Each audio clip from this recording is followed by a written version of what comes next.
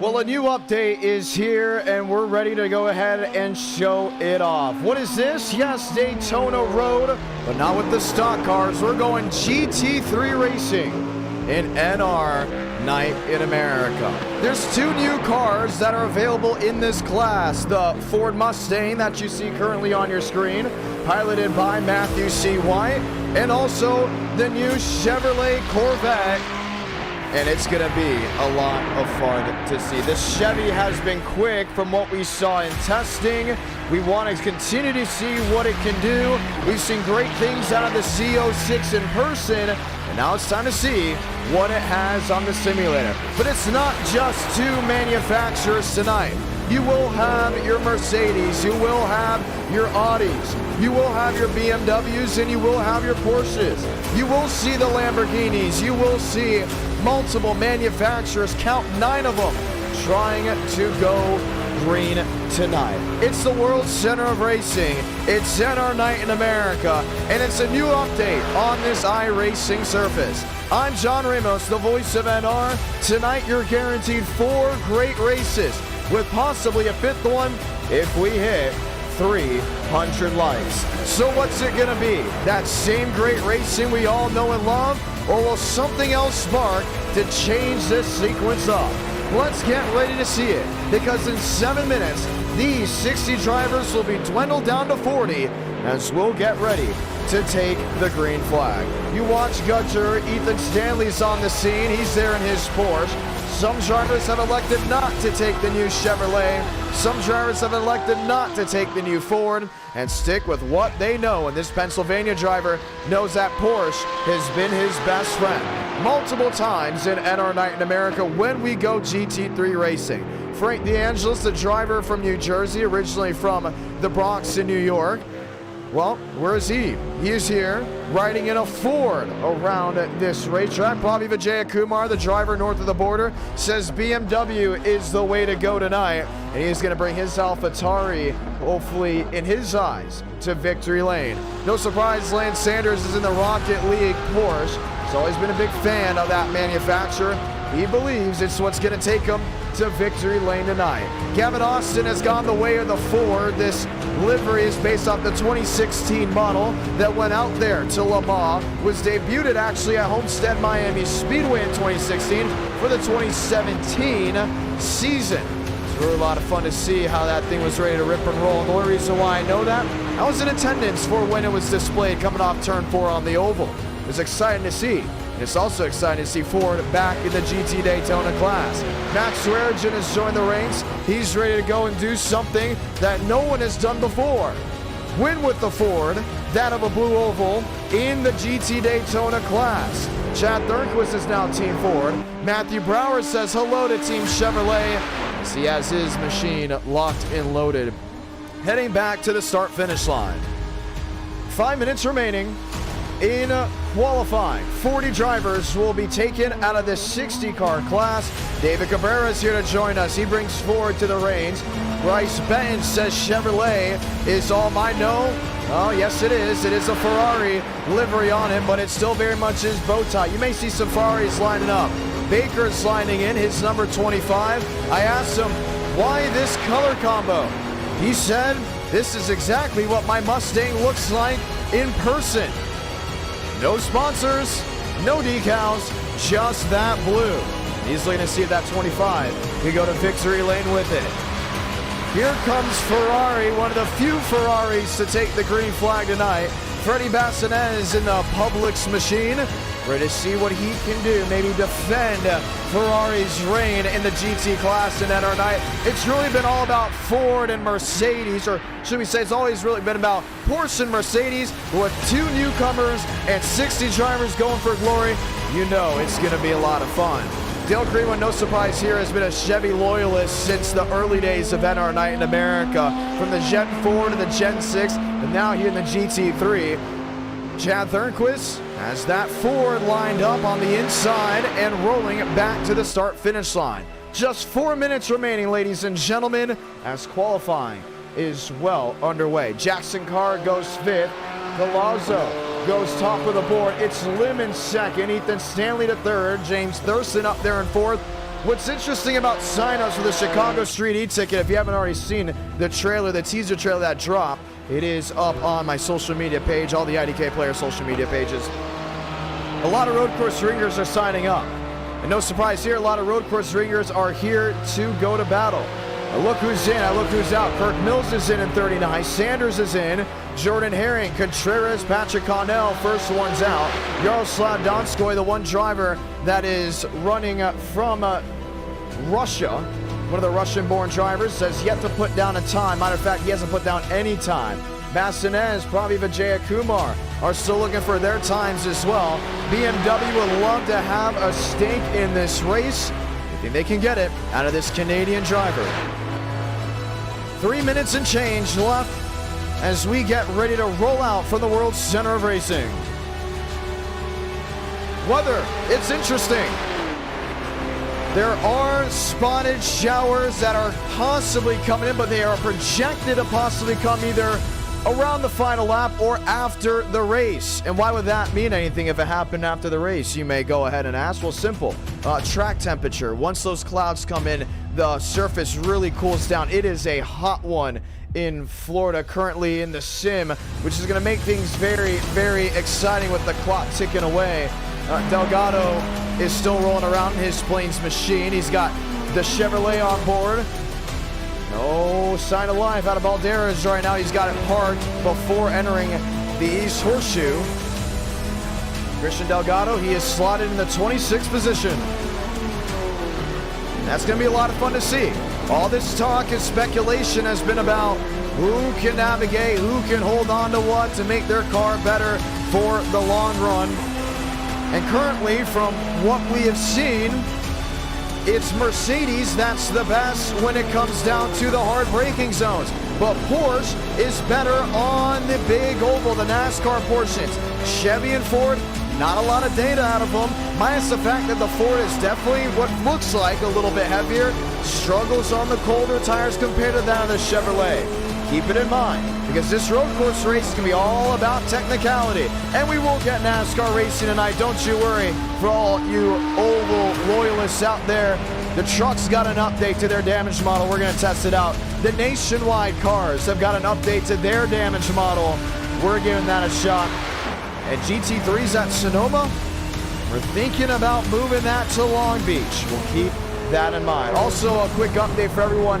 This is a new update. We don't know what's broken. We don't know what's fixed. We don't know what's mostly changed. Besides the fact that the clock is ticking, really, the unknowns of wear and tear on the service will be on full display without us testing it, because the session and the, should we say, the updates rolled out this afternoon.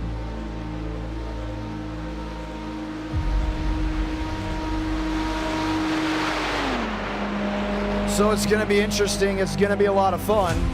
But if you do see any technical difficulties, please stick with us. This is a 1 hour timed race, which means no green-white checkers, which means no overtime. Once the clock strikes 0, this race will be official. And we're going to have 2 sprint races. We're going to go to Daytona again for a sprint race on the oval. We'll go to Kansas for a sprint race, another timed race. We'll look to now be at Long Beach instead of Sonoma. We got a lot of things still to test out as time comes on. Bassinez rolling around. Braden Movick looks to have missed the show.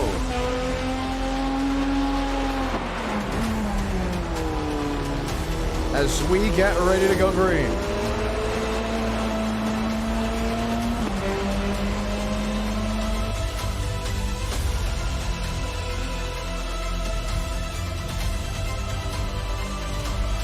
Your field has been set.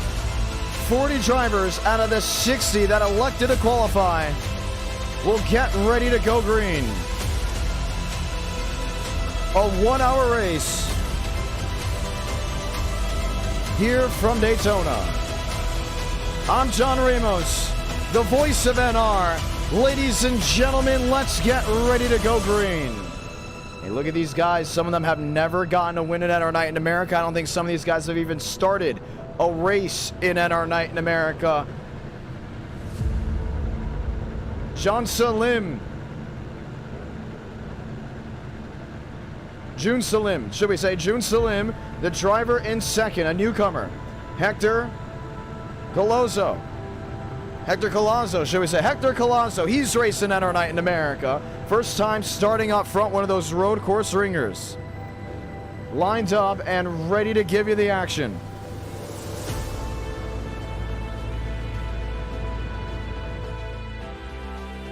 Yahir Rodriguez.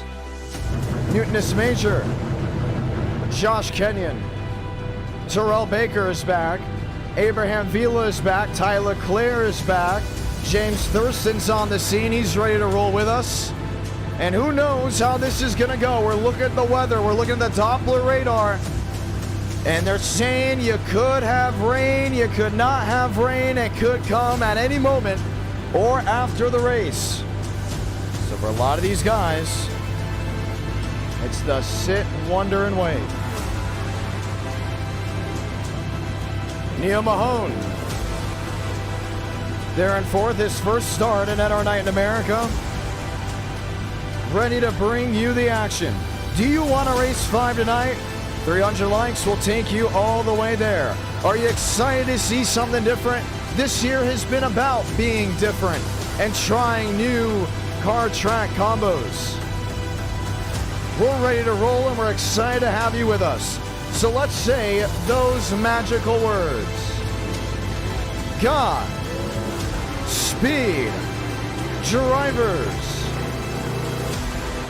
You are go for throttle up.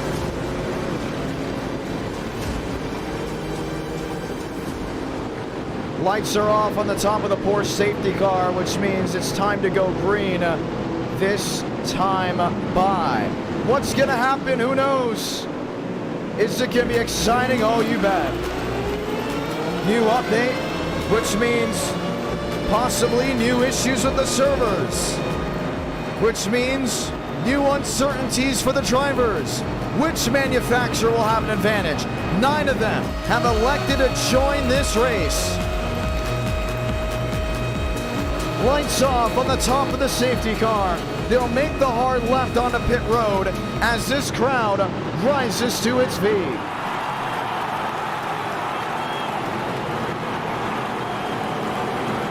Colazzo, Lim, Stanley, and Mahone. The first time we've seen a Fast Four like that. The first time Ford and Chevy will be involved in a GT3 race in our night in America. Let's do it. Let's light the fuse with the 1 hours of Daytona.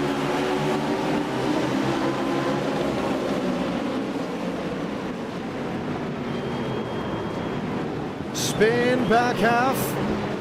Baker gets through. Mahone. No, that should we say that is Jacob Malone going around towards the entrance of turn 1. Lazo got away. Stanley in second. Lim back to third. Thurston, River Page, all sneak through without an issue. Ford littering the top 10. River Page, one of those drivers to do so. But what about that lone BMW? Jackson car in the pizza machine. Back there in the 5th position. Chevy to the inside of Ethan Stanley. June Salim. Colazzo gets away to NASCAR 1 and 2.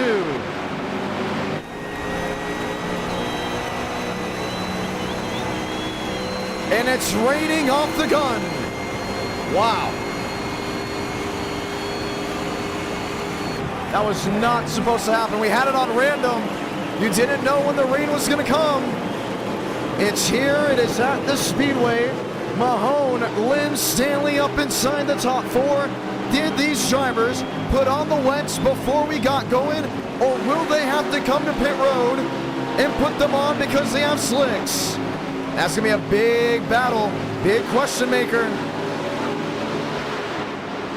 No one peeking in just yet. Looking at the tires. Terrell Baker's on slicks.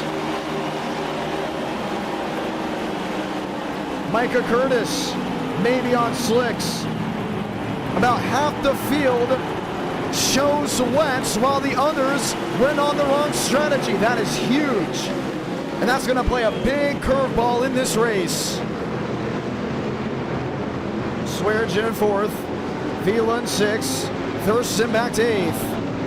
And it's not a light shower either. It's going to be pretty daunting once this race continues on. So what thought to be rain showers at the end of this 1 hour race are now rain showers at the start of it. You wondered, I mean, there was a huge cloud towards the back half of NASCAR 1 and 2. Neil Mahone. No update for him. He is not on the wets, but finds his way to the inside of Collazo. And he's just seeing Collazo just get a better run on the exit of 2. Oh, maybe not. Now the track completely drenched. Jackson Carr there in 3rd. To the outside, an NR regular. Trying to just get the hold on Collazo. It's Red Bull leading in Daytona. Neil Mahone looks to get the second lap led. We're going to see who's coming in. Abraham Vila's in. Lim is in. These are the drivers that didn't play the strategy right. Baker is in. Micah Curtis. All these drivers chose to hold on to the slicks. It did not work out for them. Vijay Kumar is in. Berchansky is in. How long can Mahone hold on? At some point, the track is going to be drenched, and it's going to look like glass. One of the Ford Mustang GTs. And you can choose slicks or wets. But all this talk, all this wonder, what was going to work and what wasn't. Chad Hornish, Delgado, here the drivers just coming out of pit road. Now they're going to need to completely change their strategy up. The next big question, the next big worry is if this race goes green, if you pit this early, how can you conserve to maybe stop just once more, maybe not at all? I think some of these guys are going to try to split it in half. And Mahone for sure, Max Swearengin now looking to the inside. And that means Collazo has dropped off the face of the earth. Yes, he did. He is way, way back. This was exiting the East Horseshoe, heading to the West. Oh, just lost the rear end. The driver that led early, now back into 14th. Jackson Carr taking the race lead. Mahone is in. He couldn't hold on. It's NR regulars 1, 2, 3, 4. Page, Thurston, Stanley, and Carr. Tyler Leclerc's on the scene. He's driving a Ford as well into turn 1. This just completely changed the game.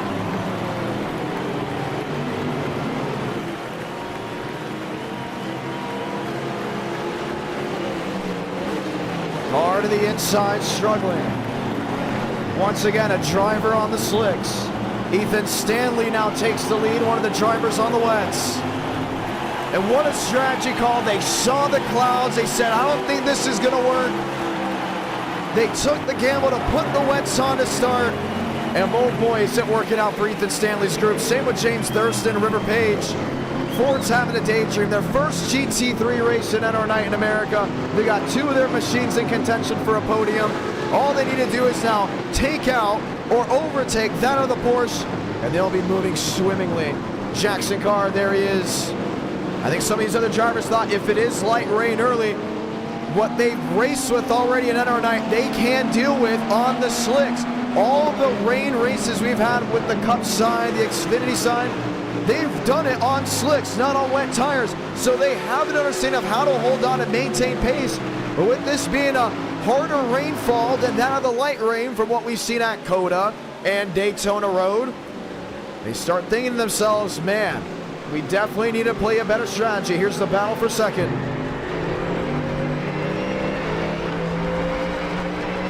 Thurston, River Page. Thurston to the outside, Page to the bottom. 2 seconds, that's what's lost. And the big thing is when this race starts, I think Stanley and Page, they're gonna have to come in at some point and change it up. But so will everyone else that came in and now just put the wets on. So the call later will be, do you stay out for the majority of the race on the wets, or do you make the adjustment to come in on the slicks? I think these drivers that are multiple laps down, or should we say 29 seconds back, like Hornish, like Goff, like Leclerc, like Brower, that came in early, they can play the big strategy call here and make up a lot of time. If Stanley, Page, and Thurston stay out just a little bit too long on the wets once this track starts drying up. Who would have thought strategy would have came in so early tonight? This is a new update. And our night in America, fueling victories all year long. The GT3 Mustang and the Chevrolet Z06 have arrived on the iRacing service. We go to Kansas next, there won't be rain there. We go to Daytona after that, there won't be rain. Oh, Balderas. Down into the grass, Connor Murphy. And the good news is the rain's already passing, it's getting out of the way. It looks to not be here, or should we say staying here too long. Page now 3 seconds back to that of Ethan Stanley. And all the drivers asked, was there going to be rain? Was there going to be rain? We said, it's going to be random. You don't know if you're going to get rain. Here they sit, here they stand, and all that strategy, all that preparation may be out the door, right off the gun with 50 minutes remaining. Here's Balderas back in 6th, one of the BMW drivers. Galazzo was all the way back in 14th at one point, is up to 8th. Look to see who's still on those slick tires. Jackson Carr is. He's in the 12th position. You can see him struggling in that BMW. He was the race leader at one point. And it's already back to the 12th position. We've seen enough passing here to nearly call it a super speedway race with the metrics we usually get. This track completely drenched. Jacob Malone back in the 34th position. Remember what happened to him. He went off early down into turn 1. Didn't have the right strategy call, had to come back in. His race has gone from bad to worse. He needs something to go his way. But with the logistics, I just don't see it happening. Donahue there in the Chevrolet. James Thurston there in the 4. Let's go dial some drivers up.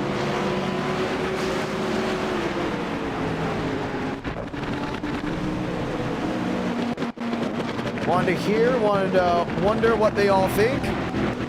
I don't think Discord's going to play too well into how this race is going to run. So we're going to not do that. Let's go on board with Ethan Stanley. Yeah, the second we opened Discord, there was a problem.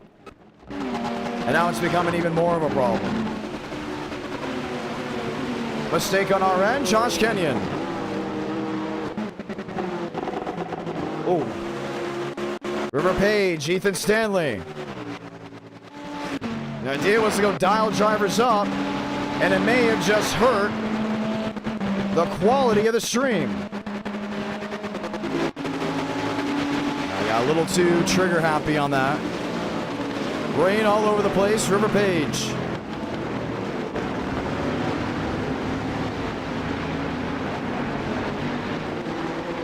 It's going to be one of those cautions that we may be getting because of this issue.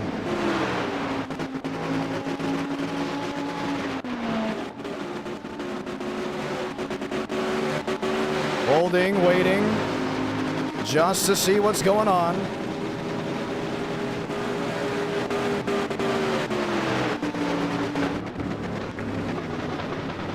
As we look to see and wonder. It started raining right away. We're wondering if that was going to hurt anything.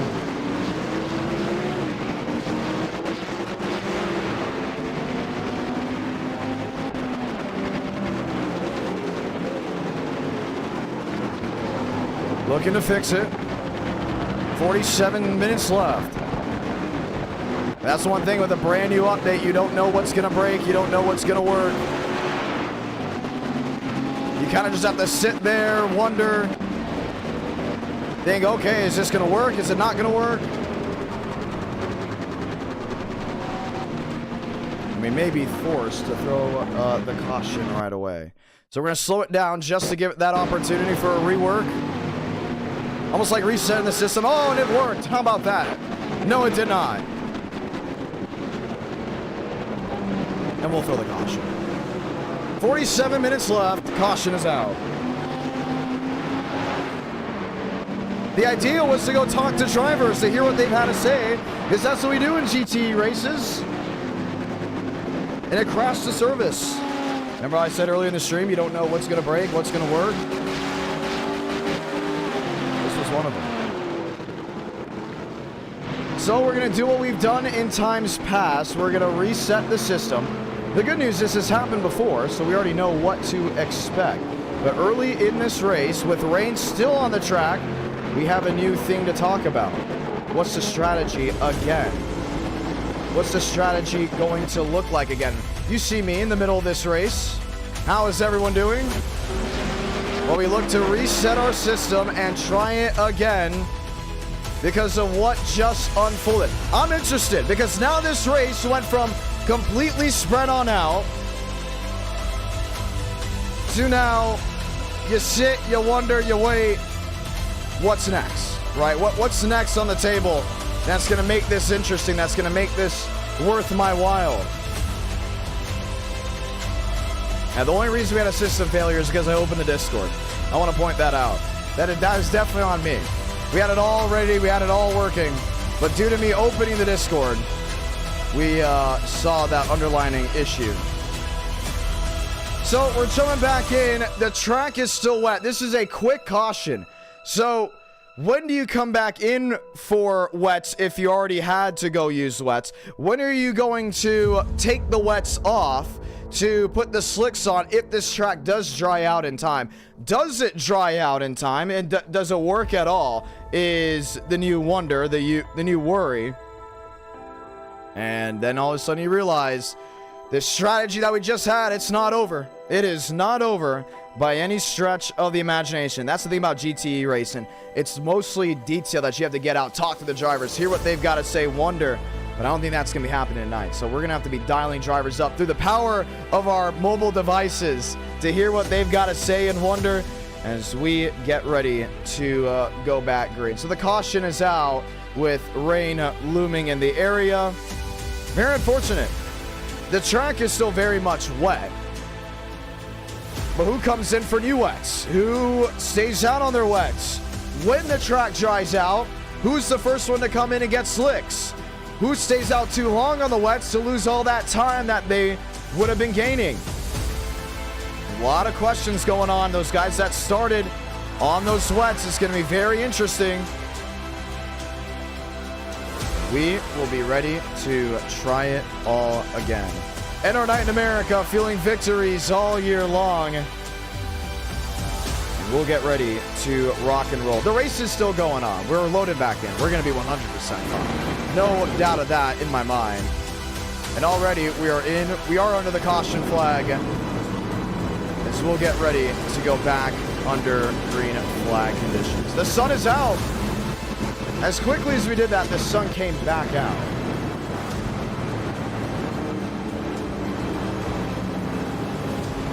As we'll be ready to go back green flag racing once more. 43 minutes left.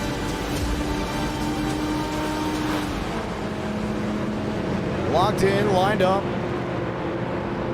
As we'll be ready to go back green. So the rain's now passed, and I believe some guys will be forced to go on slicks. Oh, I don't know. There's still rain on the track. You can see it all loading in. Oh yeah, there's definitely still wetness on this track. iRacing is just still loading all their assets in. So I wouldn't, oh man, I would take the opportunity to possibly go on slicks here. I'm some of these guys, I come in on slicks and we're gonna get the one to go this time about. I think slicks are the way to go. They're projecting a 29 lap race with 42 minutes left to go.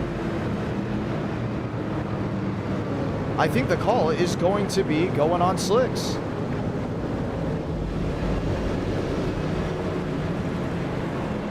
At some point. Well, let's see what they've done. No, they're still on the wets.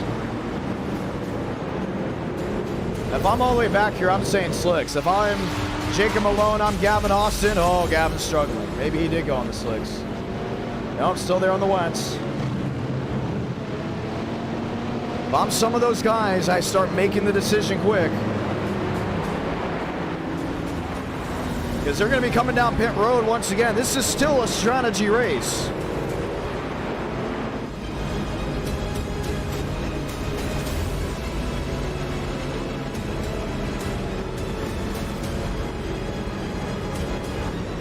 I don't know. I don't know what to expect here.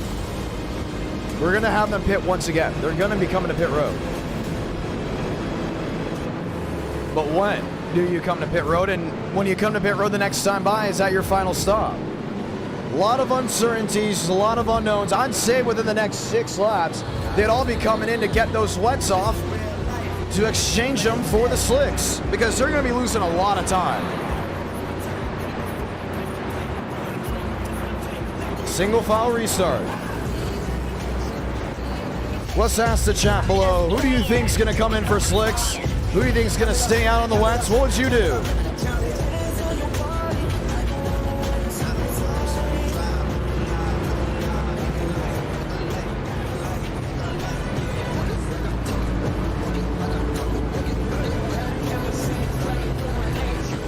Let's get ready to go green.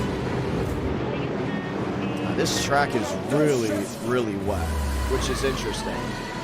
I mean, you're getting the one to go here. They're going to be spreading on out so they don't have that whole bull rush down into turn 1. You're going to have to pit for slicks at some point. But the person that's been on the strategy call all the way through has been that of Ethan Stanley.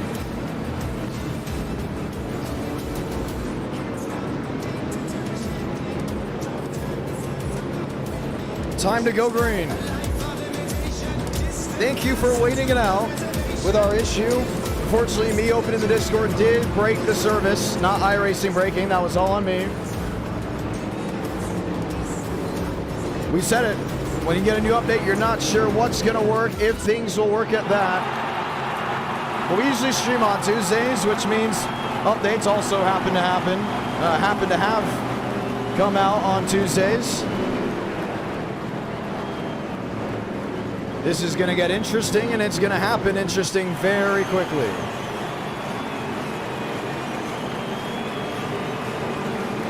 Lights on all those machines. Sun is back out, but it's a very damp racetrack. 39 minutes remaining. Stanley 91. River Page in the 10. We're back underway.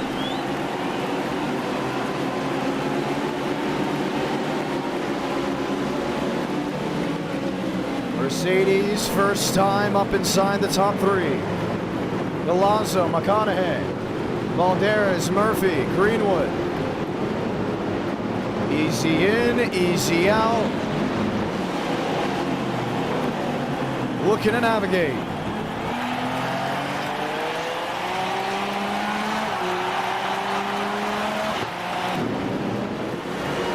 Skies have cleared. Trevino. Back there in 11th, lost a couple spots. Dale Greenwood there in the yellow Corvette. Holding, waiting, looking to the outside.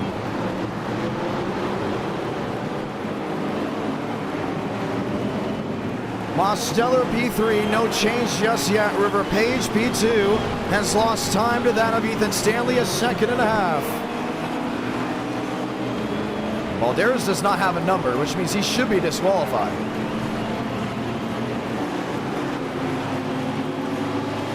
No call yet from the admins. Brower, Greenwood, there's David Cabrera. Jackson Carr back there in 13th.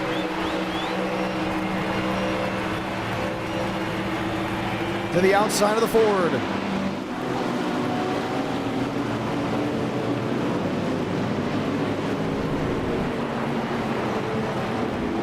Looking for a move, can't find a way through. Reminder, Jackson Carr was one of the drivers that took the lead earlier in this race. He's now stuck in the 12th position.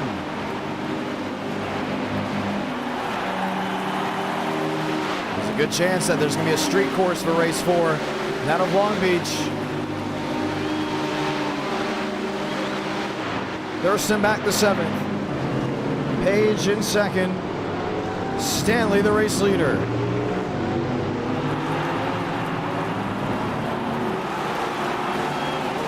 .36 minutes remaining. Pit road, when is it open? Oh, trouble. That's David Cabrera off down into turn 1. Was born in this region of Florida, went out to North Carolina, has come back. Currently resides in the Daytona area. Shot back to the 23rd position. Here's Abraham Vila back in 29th. Struggling to make something work. Chad Hornish way off the pace in 33rd in one of the Ferraris.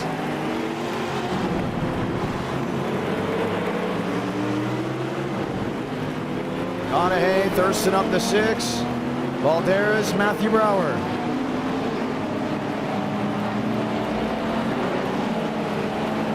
Three seconds the difference between the top two, but this track is drying out as they're still all on the wets. The winner of this race is going to come down to who can time it perfectly to come to pit road, exchange these tires for slicks without doing it too early or too late.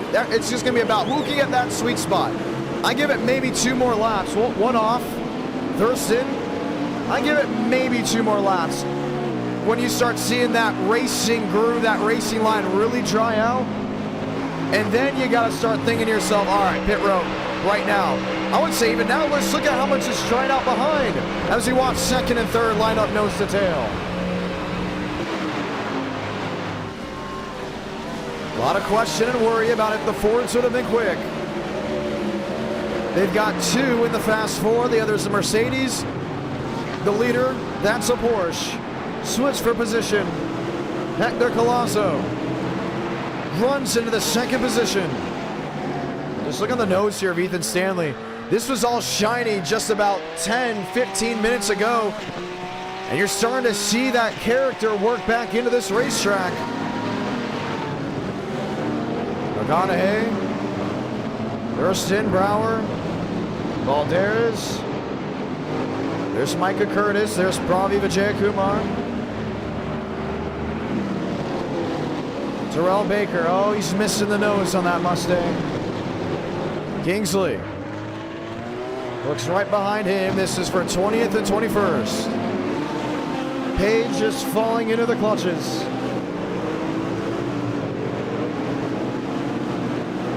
Looking, waiting. Mosteller.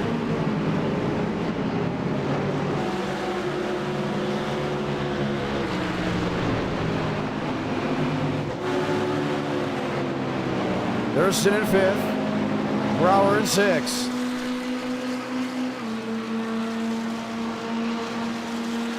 I'd say Stanley's got to be coming in this time. Just look at this track. And we've seen the guys that have ran on the oval side in the rain say this is enough for slicks.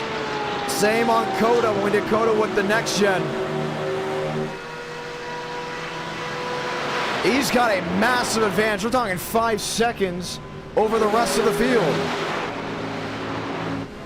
The only problem is coming to pit road. Look at all that standing water that's still down there. Thurston. Jackson Carr back in the 9th position. Way, way back. A lot of separation. Josh Kenyon in 12th. William Schmidt back in 15th.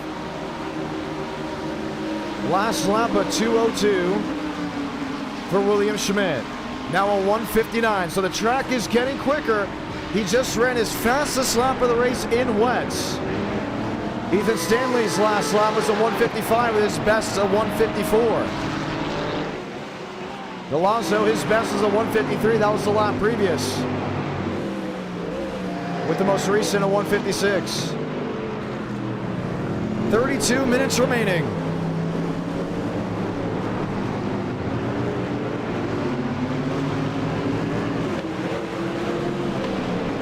Valderas 6. Should we say now in the 7th position? Thurston had a little slip up. There in the spot ahead of him. And we're now hearing we can't go ahead and obviously interview these drivers mid-race due to the lack of opportunity and worry of opening the Discord and it doesn't work out. But they are saying they cannot go all the way. Some are on the wets. They're going to have to pit at some point to maintain pace with the slick tires. Look at the driving line. It's dry there in the Lamar chicane. River Page there in that 3rd position. And they gotta be smart here. If Stanley comes to pit road, they have to do the opposite every single time. Alonso off NASCAR 4, no move. Mosteller off NASCAR 4, no move. Brower, Thurston,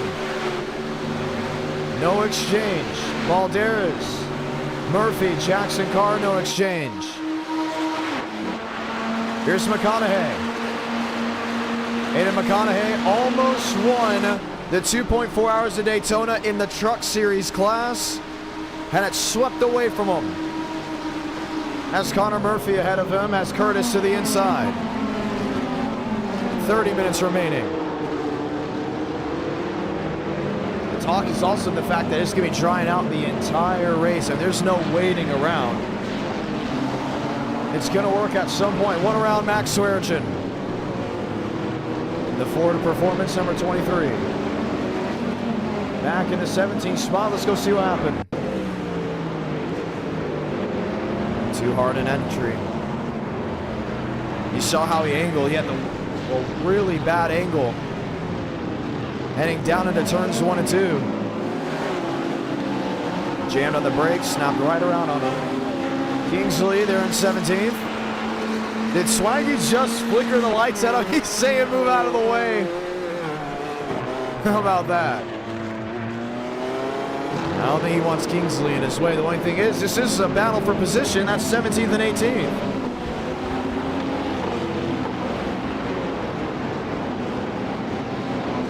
Little lock up there in the rear. Galazzo, 5-8 back to that of Ethan Stanley. Ran a near identical lap time, just the last run around. Stanley stays on the track. Galazzo a massive advantage over 2nd, or should we say 3rd, 4th, and 5th. River Page is coming in. No, he's not. Goes down the flat. I think now what he's trying to do is find some wet areas so the wet tires don't wear as quickly as others are expecting it to, which is really smart. We see more drivers start doing that. Go down on the apron, because it is really damp down. There's like a pool. Here's Max Swearengin, 17th. Here's Goff in 18th. Thurston on pit road. He was one of the drivers that came in. His idea, time to go get those slicks. Jackson Carr off in 7th. Galazzo has closed in big time to Ethan Stanley. Was about a 4.6, now about a 4.7. That's big to understand here. You can tell Stanley is not in the top shape motion that he was earlier. He punched the throttle and jumped away from these guys very, very quickly with a consistently drying racetrack. So now the worry is it going to affect them? With 28 minutes remaining. And with 28 minutes remaining, you got to think about it. Can you go to the end on this stint? Most likely, yes, including if you pit on that last run.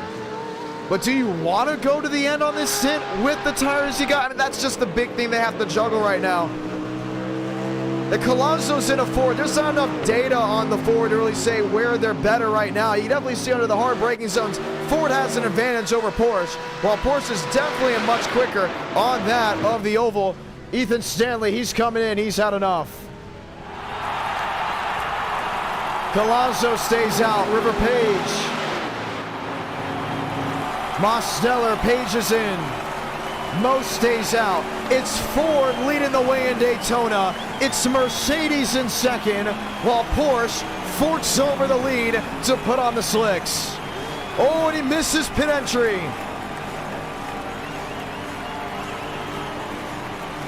You start wondering where's Chevy. River Page is in. Matthew Brower is in.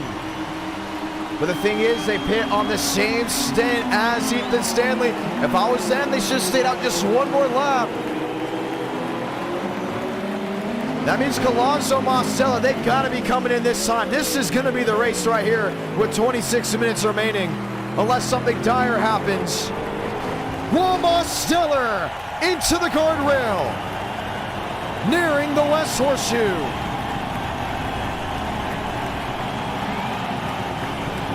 Look at the damage.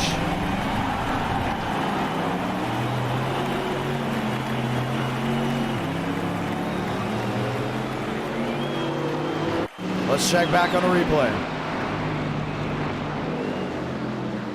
It's that kink that's gotten drivers so many times today.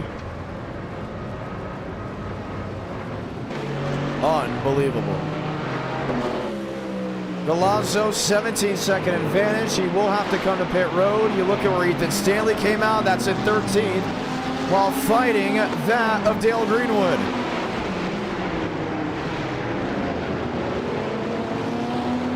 Greenwood, he's on the wets and is quicker than Ethan Stanley.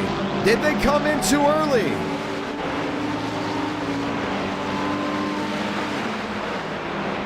I don't know. The main line is dry. If you try to make an overtake to the outside of NASCAR 1 and 2, you're going to be in trouble. But Greenwood going around Stanley is big. Here's River Page. Page has the experience with the slicks in wet conditions because he raced COTA with the stock cars in the rain, and he's raced other stuff in NR Night in America where we force slicks in rainy conditions. I think Stanley has got an advantage. No, should we say River Page has an advantage over Ethan Stanley just because of what Page has been able to do in times past. Colonso stays out. He says it's still too wet for me. Mosteller stays out. No change just yet. One around Connor Murphy. McConaughey, the first driver right now on the track that is in the slick conditions, is that of Ethan Stanley. Now still fighting Dale Greenwood. Greenwood into the right rear there of the Porsche.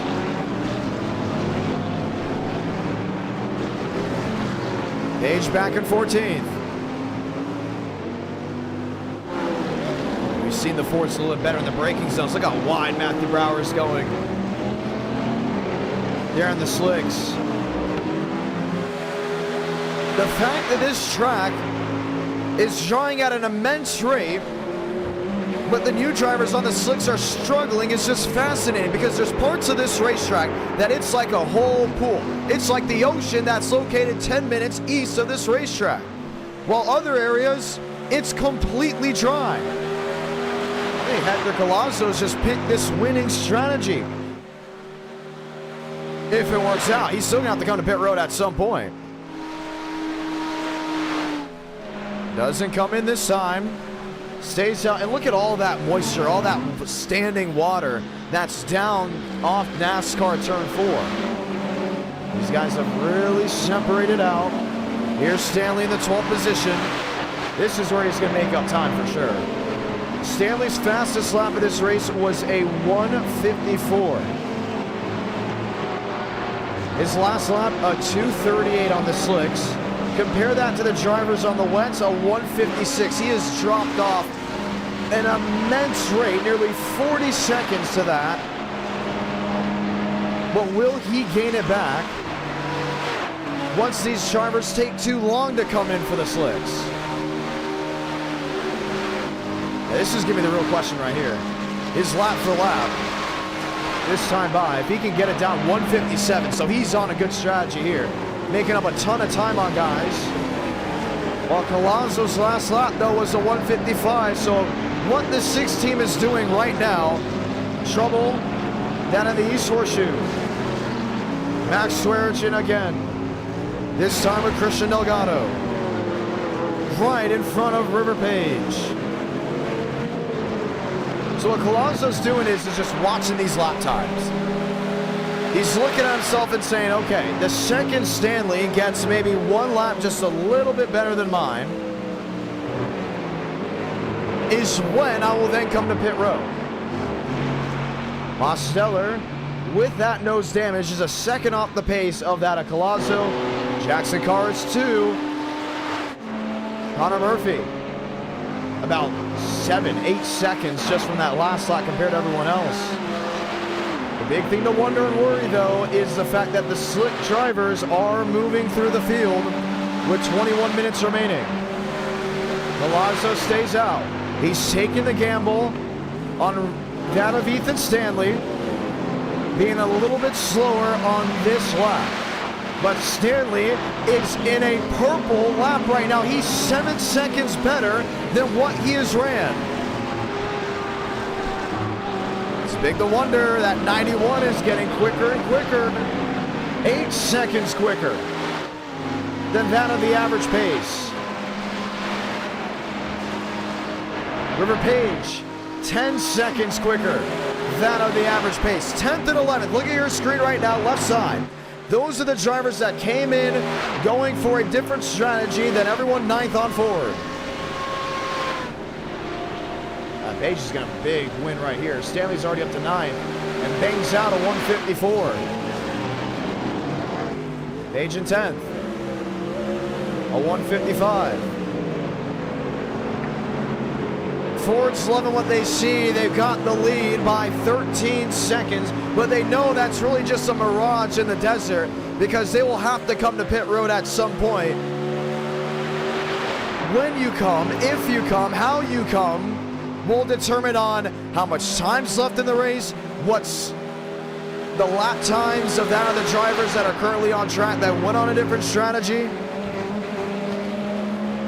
155, now the drivers on the slicks are a little bit quicker than you, and then you got to readjust yourself to how you can drive in the wets versus the slicks. So you're going to have cold tires on a very still somewhat damp surface. Stanley and them are now getting quicker because they have heated the tires up on an ever-changing racetrack.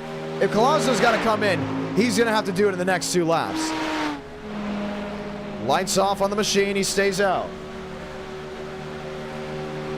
He's led 4 of the 19 laps. That's 2 seconds. He is way now off the pace. So this pendulum has swung. And for the Ethan Stanley team in camp, they're loving it because now they know this driver is far and wide off. Look at River Page back there in 10th. He's running a 127. Now entering NASCAR 3. Ethan Stanley's at a 138 in the middle of 3 and 4. They're going to have easily a 6 second advantage over that of everyone else. Stanley in 8th is now Stanley in 7th with 19 minutes remaining, a 153. And that's where he was before the rain hit. That's 7 seconds of an advantage over Colazzo. Hector's got to come in this time. There's no way you stay out now in the wets. No shot you stay on the wets and you go to victory lane.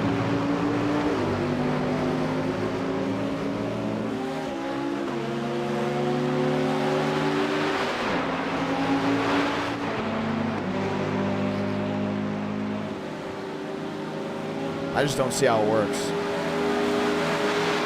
I want to see how it works.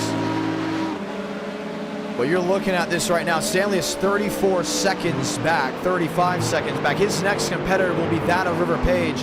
Mosteller's got to come in this time, unless he's going to stay out with the damaged race car. This is now a completely dry track in NASCAR 3 and 4. If you don't come in this time, you're shooting yourself in the foot. He's staying out. I think he's going to try to run it all the way to the end on the wet tires. Galazzo, okay, a little bit better, 153. That is not bad. What a lap on his wets. Where's Ethan Stanley? Quick. I mean, he is driving the wheels off of it. Love what you see. 300 likes. We'll get race number 5. Ladies and gentlemen, you the viewers get to vote on it. We go truck racing at the conclusion of this race. Stanley's up to 5th. It's almost like time trials. Now you sit and wait. This is going to be a big lap. Still a full second quicker. With 32 seconds back. Well, he may be onto something. Galazzo may be onto something, staying out here in the wets. But that tire wear has got to be just disgraceful with how much speed you're losing. Here's Mosteller in second. Here's Jackson Carr in third. Top 4 drivers still in the wets. Everyone else is pit for the slicks. Look at the chat. What guys are saying, the viewers saying, pit for slicks, stay out on the wets. 42% said stay on the wets. What he's going to have to start doing is finding wet patches to get that car to rotate just a little bit better. Mosteller's closing in on him with a damaged race car. Remember, he nosed it into the guardrail. 16 minutes remaining. 34 seconds the gap. He's coming in. Oh, I think it's too late. I think that is way too late to come in. Crowd on their feet. But that is going to be a tough, tough look. Does Mosteller come in? Mo stays out. Jackson Carr, the next one on the slicks.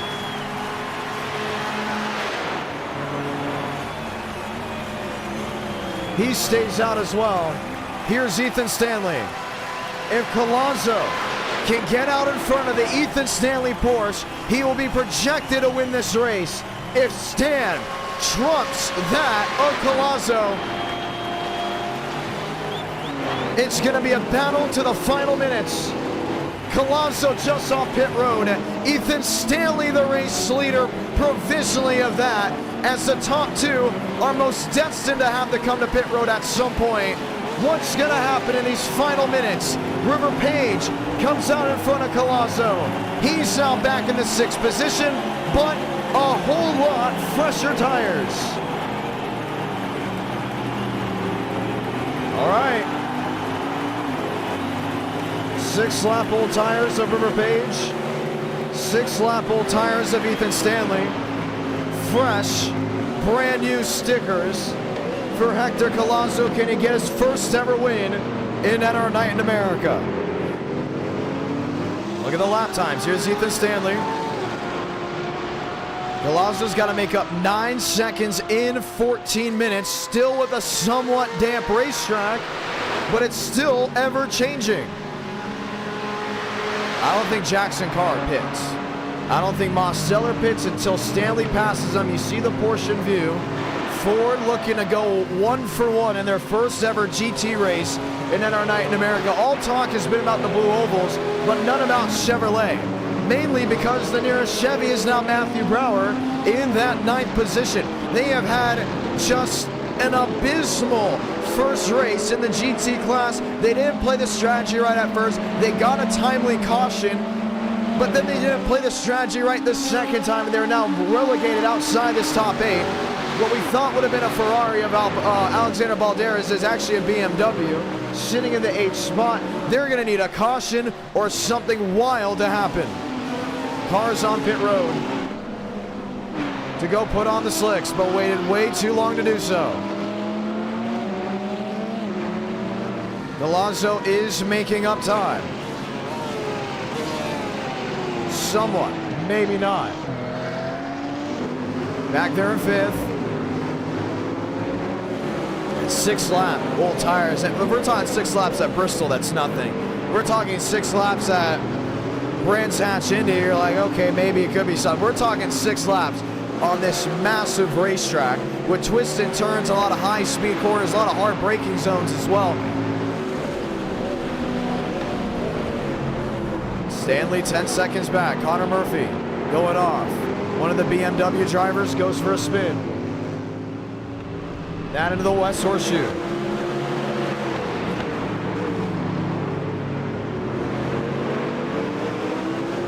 Milazzo just struggling to get back up through the gears, but still very much on cold tires. Here's River Page. He's been around the same time as Ethan Stanley.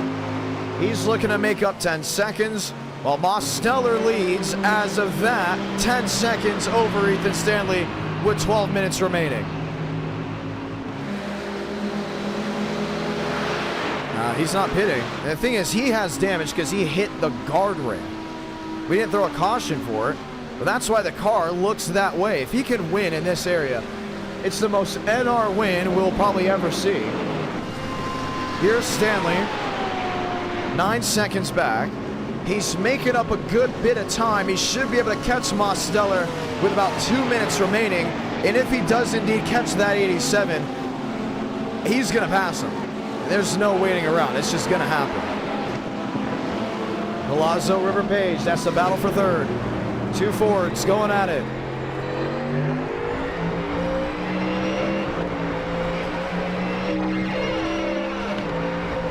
To the inside, maybe a peek. Swings around the outside.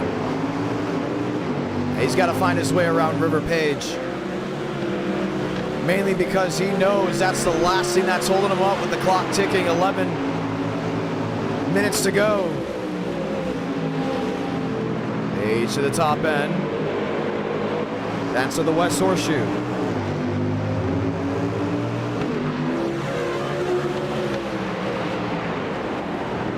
Seven seconds. From Stanley to Mosteller. Battle for third through NASCAR 1 and 2.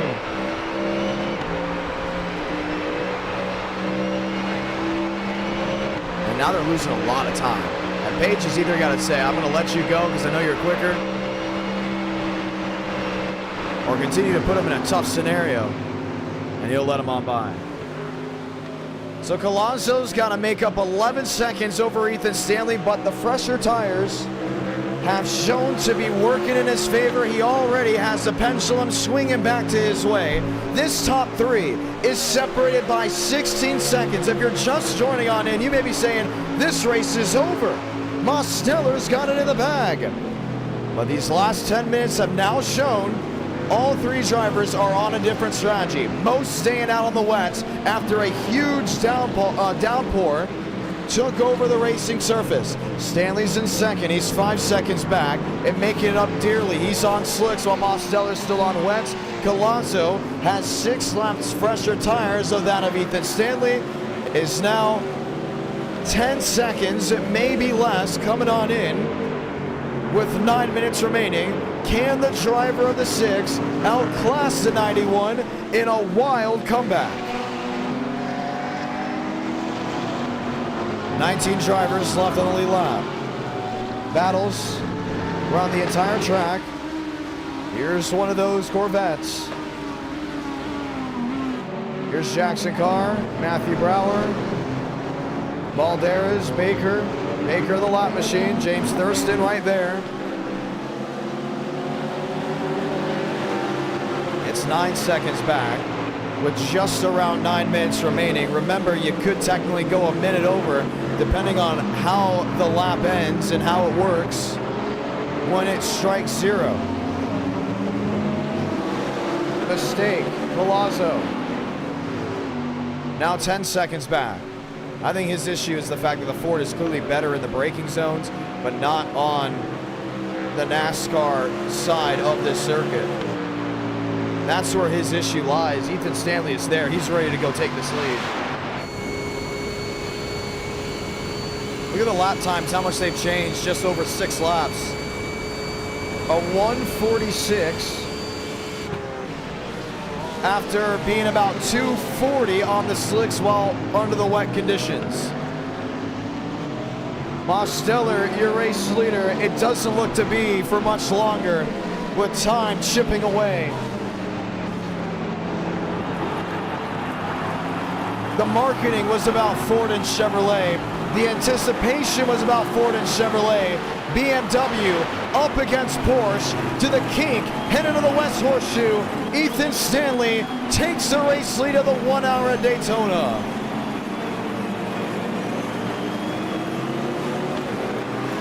Galazzo 8 seconds back. There he is.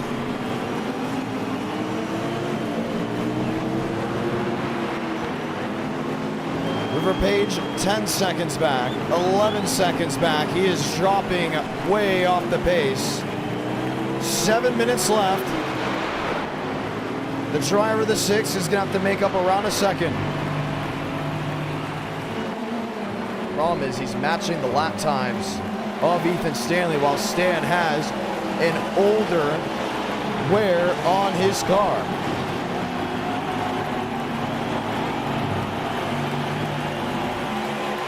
Last time Stanley went around was a 146.588. Galazzo a 146.125. I'm worried if he just stayed out a little bit too long. Once Stanley started matching the lap times, that's when he knew there was an issue. But did he have to pit? He had a 13-second advantage over Mosteller at some point and gaining at that. Galazzo, a 145, so a full second advantage over Stanley this time. Make it 2 seconds. Stanley a 147.376. Galazzo a 145.596. So there is life in that of the Ford cab. But 6 minutes is what remains.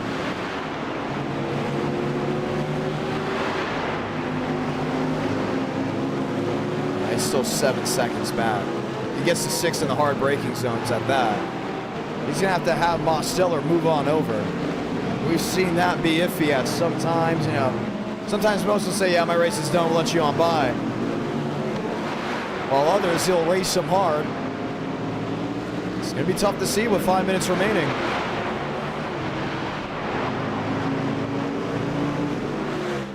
Back to NASCAR 1 and 2.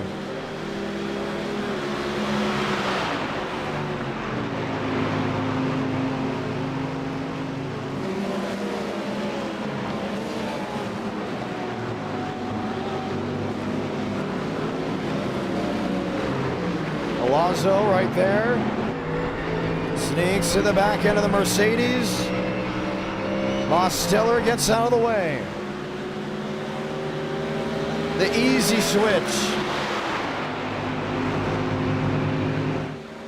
But with 4 minutes and time a-ticking, it's still not looking his best.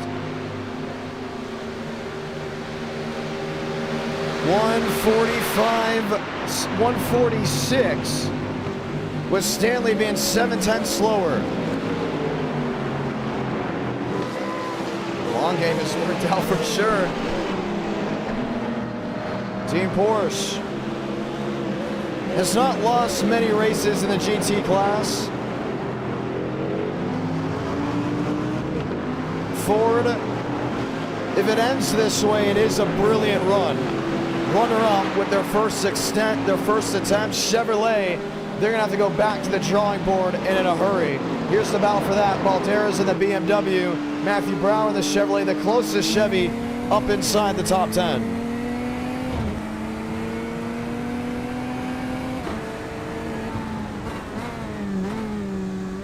This could be a good switch up. Jackson Carr in 8th, the BMW. Micah Curtis going around with 3 minutes remaining. John Sulin, one of the Corvettes. Reeby, Goff, the Ford of Max Swearengin. 3 minutes to go for Ethan Stanley, as it looks to be his all the way.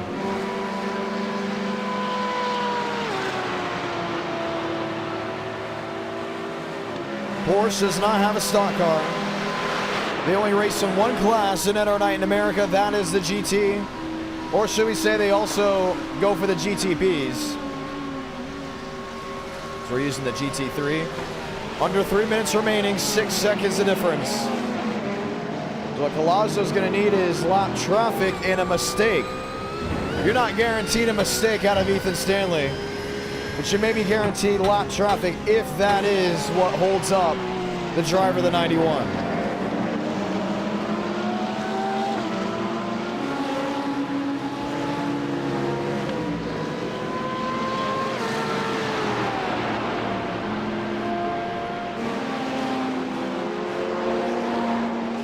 Two minutes left. We go truck racing from Kansas right after this.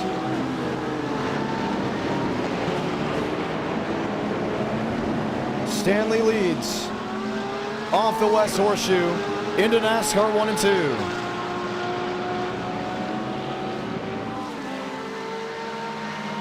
Go back to Matthew Brower, Balderas. Battle for Team Chevy. Ford in front of them is a lap car. That is all of TCB.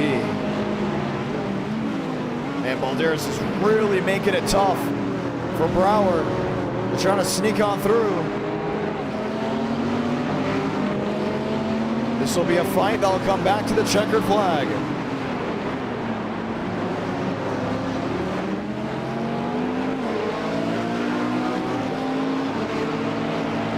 Looks top. Can't get it there.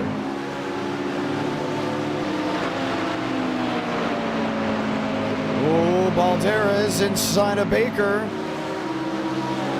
1 minute left in the race.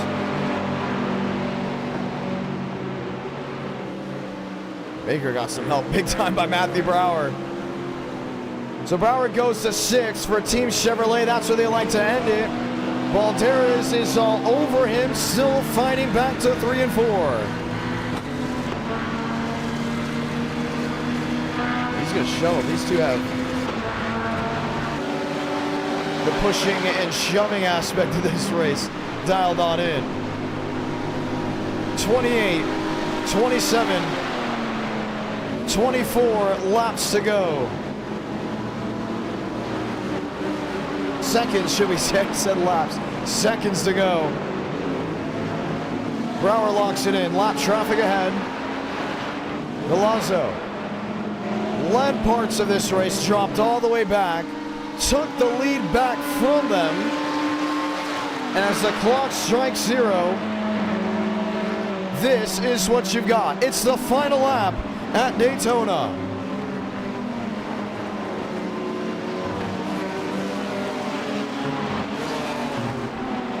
Stanley into Le Mans. He was back at one point to 18th, 19th. The strategy, the wondering, the crunching of the numbers. It's gonna work out as Porsche will take over and defeat Ford and Chevrolet. Ethan Stanley will come to the line, wins this race, victorious in Daytona. Colazzo second, River Page comes home third. Mosteller will fight to hold on to a 4th place finish. Thurston, Matthew Brower. What happened to that of Alexander Balderas? Here comes the BMWs. Final fight to the checkered flag. Car on the bottom. Throttle looks top. Throttle looks bottom. Throttle in the grass. Balderas 7th. Jackson Carr corrected. They gave it to Jackson Carr. Carr goes 7th. Balderas goes 8th. And that's how they ended there. Micah Curtis, Team Chevrolet, will get 9th. McConaughey will get 10th. Final fight of the bow ties, 11th and 12th.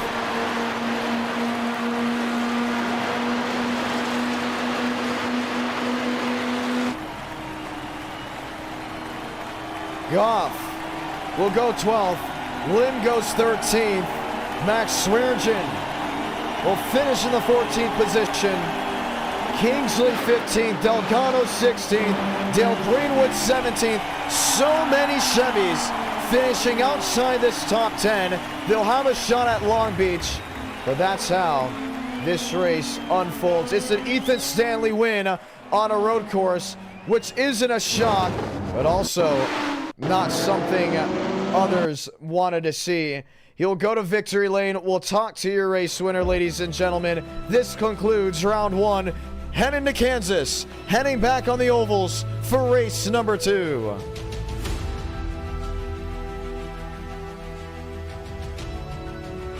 It was fun. I'll give it that. That was awesome. Full 1 minute race. Full 1 hour race.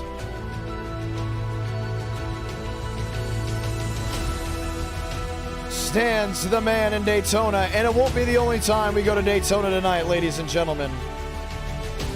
Stanley, it's a John. You got a copy? Yo, what's up? Heck of a race. A lot of different strategies. A lot of unknowns were happening, but you came up on top. Walk me through it.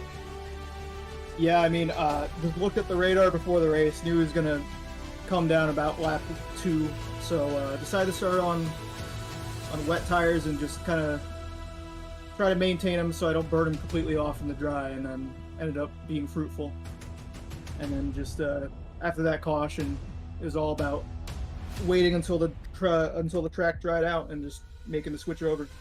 Yeah, that caution came out of a weird area where you knew you'd still have to pit at least once more. Yes, Mosteller stayed out, but he didn't go to victory lane. The winning move was going to be if you come to pit road too early, too late. Do you think you came too early? Because at first it looked to be all over for the Ethan Stanley camp. Maybe a lap or two too early, but it allowed me to get some heat in the tires, and I think it paid off at the end. That's a big thing. Collazo, do you think he stayed out way too late? Oh yeah, if he would have pit about 5 laps earlier, I think he would have got me. He had a big gap on the field. Wow. It's crazy. In GT racing, it's completely different. GT3, that is. Completely different than that of the oval side. And that's what we're trying to show here. It's not about, 1 second back, half a second, everyone wheel to wheel. It's about strategies and understanding conditions. We can play with the conditions here. And the conditions were so unknown. We got that caution because I wanted to talk to you, Stanley, in the Discord about what you think was going to go on for the rest of the race. Do you know that? No idea. I just, I thought there was some kind of problem with the screen. That's what I heard. Oh, yeah. So I opened Discord because I was going to interview you mid-race. And well, let's just say it didn't work out to what we expected. Congratulations on the win. There's a lot of new things we got to show off tonight. We might be going GT3 racing at Long Beach. What would we expect there by chance if we end up doing it? Depends on if you're doing it dry or wet. I mean... Oh, we're going dry. It's going to be dry for the rest of the night. Long Beach is a fun track with the GT3s. You just got to be careful. Some people just need patience, and it can be a fun race. You love road course racing. Oh, yeah, well, for sure. The big thing about road course racing, it's, as previously mentioned, it's completely different. What else is different about road course racing compared to that of stock car racing on an oval? Just about hitting your marks. You're not really worrying as much about tire saving. It's just about, I don't know, just staying on top of it, trying to minimize mistakes. That's very interesting. Congratulations on your win. You want to say anything to any of these viewers back at home? They stuck around. They hung out with us.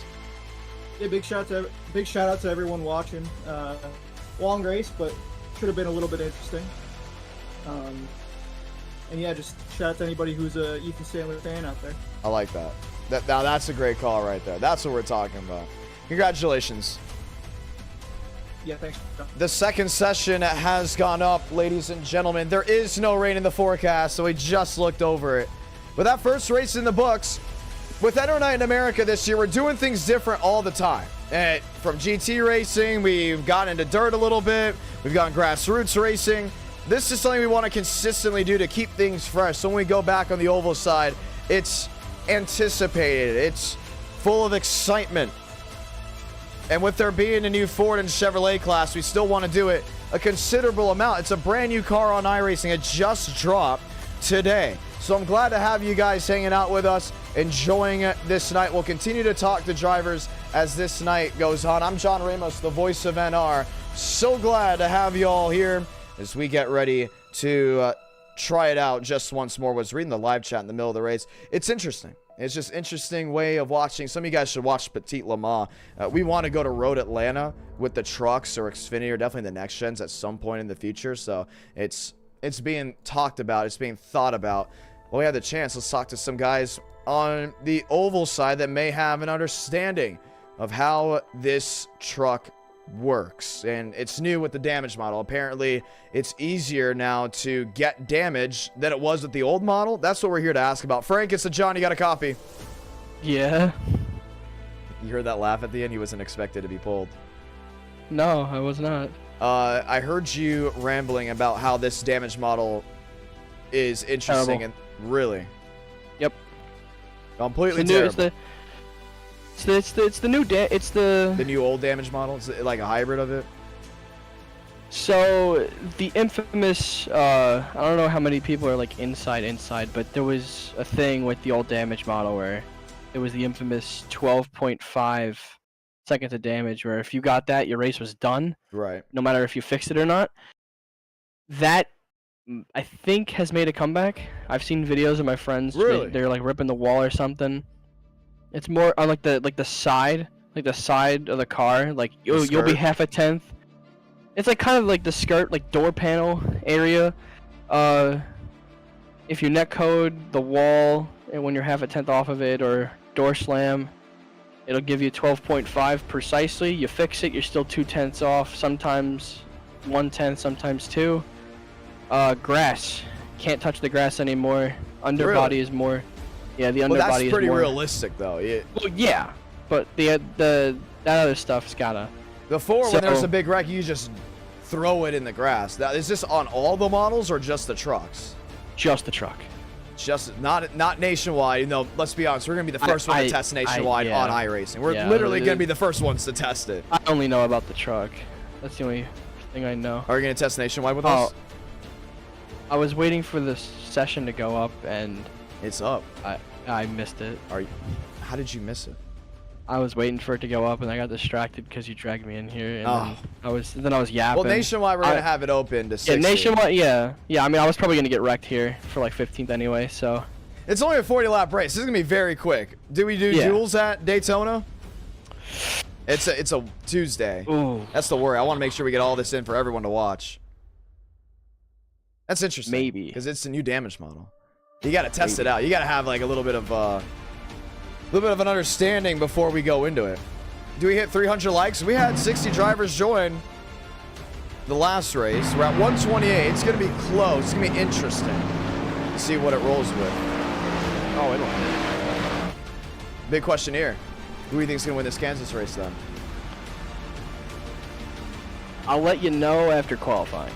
All right, you're going to sit in here with me and you're going to do qualifying with me. Oh, okay. 6 seconds left. Coming on in. Jaden Reyna's in there. Champagne is in here. Juan Cobbs is in here. Clinton Woodley. We got some new names in NR Night in America that have come through the summer. Every single summer, we get this huge influx of new drivers with new names. It's like Total Drama Island when it went to Total Drama Action, you know? I thought he was going to play into that. Frank's a big fan of cartoons, you know? Jackson Carr getting ready to head on track.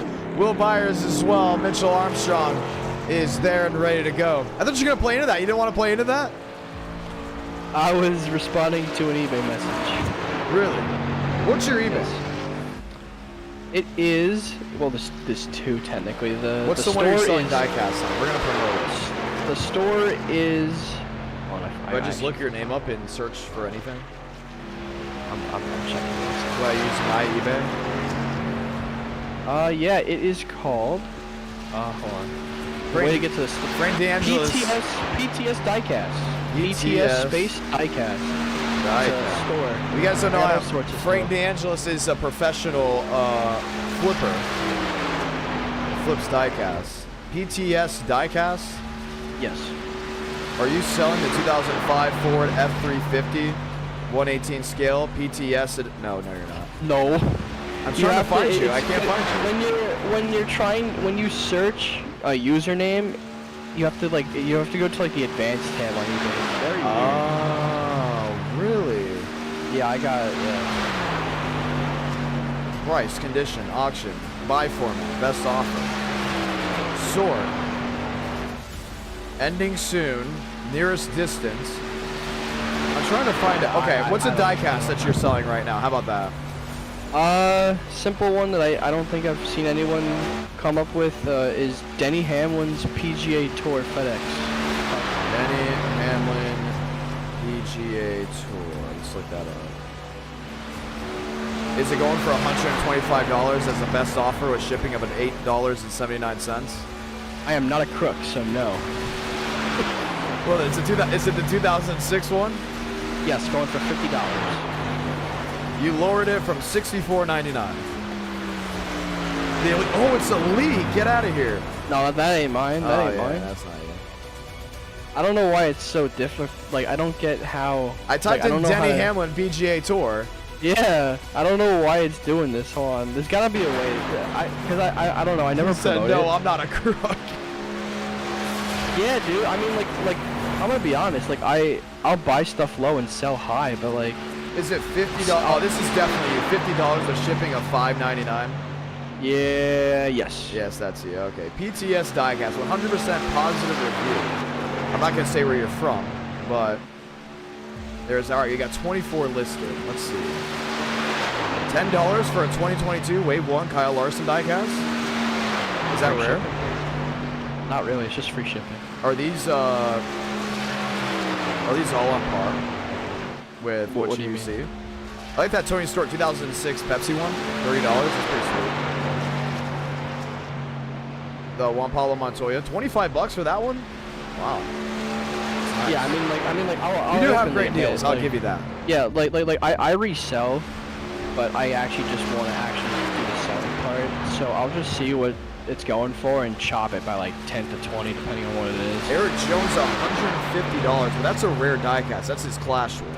So that makes sense. I've sent offers for 120. I actually had there's like, cause like when you have a store, you get like different things. Right. And I had like a spring cleaning sort of thing, and I lowered that to $100, and no one took it. So, I like the Kurt Busch I don't autograph, the $75 one. yeah, that was another one. I gotta adjust the prices to some of those because I tried lowering them. Still no one took it. No way. The Shark Tail 38. Yeah. $25, dude. Someone's gonna take that in this live chat. I'm telling you right now. Someone's gonna take that. The 2004 Casey Kane number 38 Great Clip Shark Tail 124. I'm gonna keep it. I have a Someone go get that. That is a steal. It's $25 with $15 shipping. Yeah, that I'm gonna change because some of the earlier ones I put $15 shipping, which is crazy. But does it actually have to be $15? Like, what do you use for shipping? I'll adjust the price to probably $10 because usually I pay maybe 8 to 15. But that's still a good steal for these guys. I mean, not a steal for you. Well, I mean, if you guys have Tail ever diecast, I mean, come on. I mean, if you guys have ever been to the track, like you'll go to those tents and you see like the basic Dale Jr. or whatever for like $40. Yeah. Like you're not paying $40 for that, dude. Wow. Kevin I'm telling you Champagne right, you're going gonna let really me know. fast. I think someone is getting this diecast. I'm looking at it. I don't see any chips anywhere. No, they're all brand new. What if I did that? Like, we'll just come in here. We'll start talking about diecast. So at the fairgrounds, there is a person that sells actually, you know what I diecast. got? You know what I got? That if you give me the right offer, I'll ship it to you right now. What's that? I got a lot of like 10 stuff, and guess what was one of them? What? That Dale Jr. The Elvis COT. How much did you get it for? Because I got mine for 50. You were there when I got it. You're right, dude. I got a lot of like 12. There wasn't a lot of 12 of them. I got for like $75. No, I mean I haven't bought diecast in a really long time. It feels like. Qualifying's done. Qualifying's Wilkerson's done. on pole. It's gonna be Wilkerson. It's the usual. Wilkerson's winning this one. Who do you think's gonna win? I'm going Wilkerson. My safe bet would be Mitchum. My turns into a McLeod race bet, Schmidt, or the funny bet would be Pravi. Let's do this. Pick two. Your safe bet, which you already did, and then the one that it's like your plus 5,000 odds, and then your plus 1,000 odds. So you just did it. Mitchum is my for sure. Schmidt would be my 1,000, and Pravi would be my McLeod shootout. So I'm crazy. gonna say this one. Wait, is Pravi even in the race? Pravi should be in the race. Is he? Oh, 60 drivers joined. Let's see. Stanley got bumped. Stanley won the first race and got bumped to the second one. Yair Rodriguez got bumped. Okay, I'll say this. I don't know where Pravi is exactly. I don't think he's in the race. My safe bet is Wilkerson, because for whatever reason, he's just that good here. My plus 1,000 bet, we're gonna go Frank Corley, because he's starting back in 17, and he's won recently in the truck. My plus 5,000 is gonna be Matthew Brower. Boom. I think that's pretty good. You sure? I think that's pretty good. You sure? I said it's a plus 5,000 bet. I mean, anything could happen. You're right. Anything could happen here. It's going to be interesting. Well, if anyone in here gets that Shark Tale diecast from Frank's eBay, just look up Shark Tale Casey Kane. Let us know in the live chat. We'll shout you out, because that is a really cool diecast. If any of you guys, if anybody watching actually wants something, like unironically will want something, PM me on eBay, because I have about 100 or so not listed. Really? So if you're looking for a specific one, I probably will end up having it if it's not new, not that new. And if you just PM me, say code IDK, message in your offer, I'll give you 10% off. Heck yeah, code IDK. I like that. I like that. Well, we gotta let you go. We're going racing in the Heartland. That's Frank DeAngelis, ladies and gentlemen. A good old Godspeed drivers makes the pace car take the hard left onto pit road. Round one was fun. Big names got bumped down to Kansas, so let's light the fuse. 40 trucks strong from the Heartland.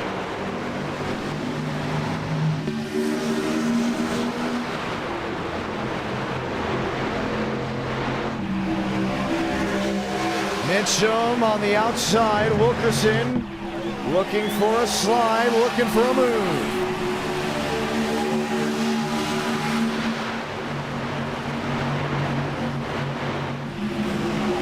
Left side.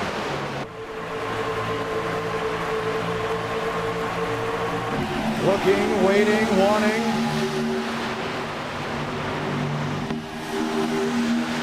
Mosteller, 3 wide up the gut, has to lay out of the gas, spin. Jaden Reyna, he saves it. Everyone else behind saves it. No one goes fully around. Glick loses time. We stay green. That's big, those slides without a caution. That usually entails shows that we get a long green flag run. Mitchell, Mosteller, Wilkerson, P3, Champagne in 4th, Huggins back to 5th, Lepsack, Herring, Schmidt in 8th. And keep an eye there on Mose. Great finish there at Daytona in the GT3. He's driving a Mercedes, back with Team Bowtie. Ripping down off turn 4.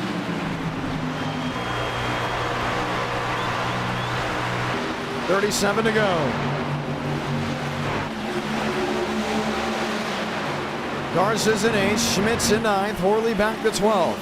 Austin, Serrano, they've all snuck their way into the top 15. Inching for a way out of line. How about this one? Jordan Herring have an early part of this race with a little smiles added to it. He's wheel to wheel with Kevin Champagne. Herring to the bottom. Champagne swipes on through. That's the battle for the 5th position as 3 drivers make it now 4. With Perrin Huggins up to the 4th position, make it a dogfight for the lead. This is just very interesting. Watch the lines these guys take. It's always different. 2, 3 to the bottom. with Huggins ripping that outside lane. Closes to the back end of Mose. Schmidt in 7th, looking for a whirl. Thirst in the slide.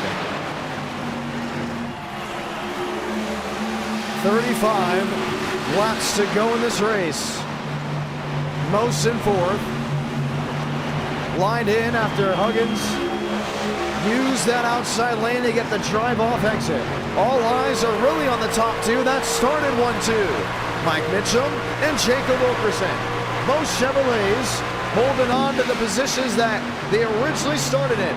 Maybe not, because we all know Wilkerson started first. Mitchum started second, but they're on that front row fighting to the start-finish line. Max Swearinger watching this go down. Adam Garza, Drew Lepsack. Lepsack in that 29. So what's interesting about that car is, as you know, that is not a scheme, if I'm not mistaken, that Kevin Harvick drove, but it's actually a scheme that was a concept that Harvick might drive in the possibly the 2004 season, from what I heard. And there's a lot of interesting concepts that released just last week on what Harvick could have drove, and some of them looked really, really good. And it was fantastic how they looked. Others took those schemes and decided to one outside wall on the 46, Jordan Herring.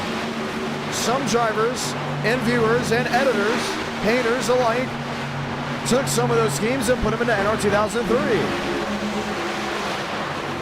And I'm telling you, they look absolutely amazing. Sam Bassart has never failed in NASCAR. That's a Sam Bass concept of that of the 29 truck, driven by Drew Lepsack. Pass by Max Swearinger. Swaggy down to the flat. Gets the runoff exit. Baron Huggins is on a roll like we've never seen before. Climbs up to the second position with 31 laps remaining. He's got the speed, he's definitely gotten the skill. You worry about the strategy because everyone's running the bottom to save tires, while Huggins is just going lap after lap, ripping that outside lane.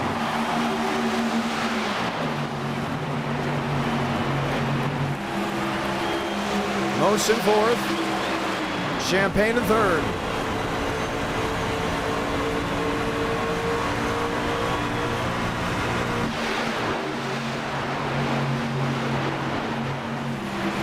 Huggins on the bottom. Mitchum, half a lane off from that Toyota. Two Toyotas going at it wheel to wheel. 29 laps to go.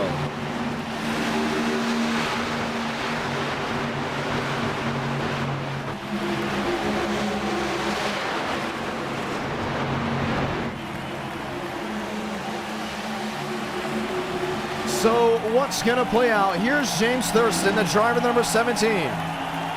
Lined up with Jacob Wilkerson, all the way up near that outside retaining wall. Wilkerson has dropped back to that of the 5th position, the driver out of Texas, and he has just not had the momentum sway his way at all.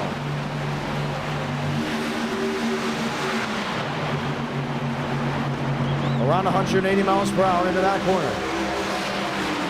Lap sled, he hasn't had any. After starting in that pole position, a consistent drop-off lap after lap from lap 9 to lap 12. The lowest he's been, and now he's into the outside wall. Huggins to the inside. Finds his way around Michael Mitchum. Baron Huggins, new race leader. Here comes Kevin Champagne.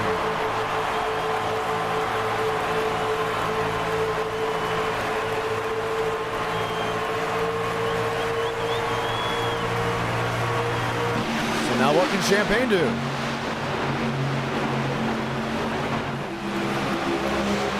Jumps to the outside. squeezes through, nearly got to that quarter panel into the fence.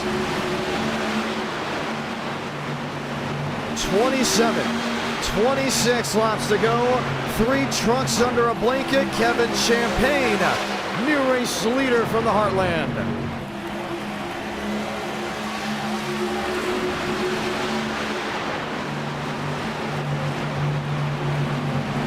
He got up there quick. I think a lot of these guys are probably realizing in this new update, the outside lane is probably where you need to be long term.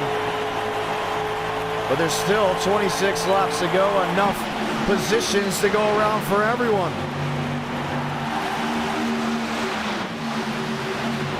Serrano 16th. These are the drivers that really had a checkup. For instance, towards the back, Chase Willis, Matthew Brower, Cooper Glick. They have spread out dramatically just to try to find an opportunity after a caution that they were hoping to have did not fly. Huggins on the inside, that's the apron. 1-7 back. There's Jacob Wilkerson. Now far back is 6. Schmidt, Horley, Garza, Levsack, Contreras, Shamela, Truther, Carlos Truther back in 13th. Look at this. He's got Jordan Herring, that at one point was in the 6th position, breathing down his neck. But Truther in his truck has been able to make up a good bit of time. Lois 29th, currently in 15th. This is without having a caution. You start sitting here and wondering, hey, we do get that yellow flag to wave. That 54 is going to be in a big position. He's getting to work right now on the Marty Shamela 39. That's for 12th. Marty, another one that went from the rear to the front. Truther to the inside. Shamela way up top. Gets the runoff exit.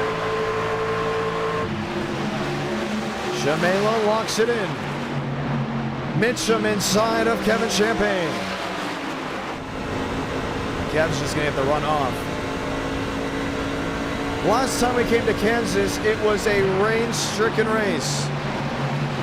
It was unbelievable how much rain fell on the racetrack and how many incidents occurred because of it.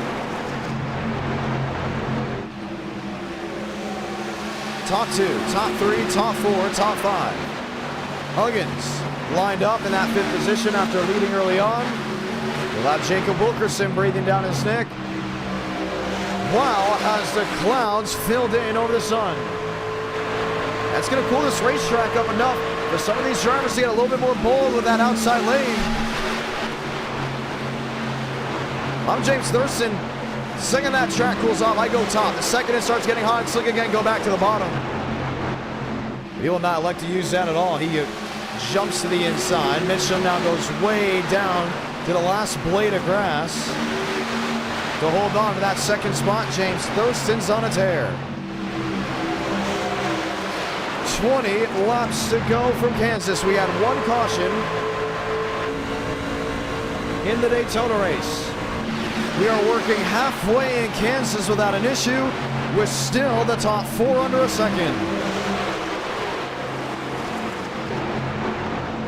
Thurston on the bottom, Mitchum in the middle.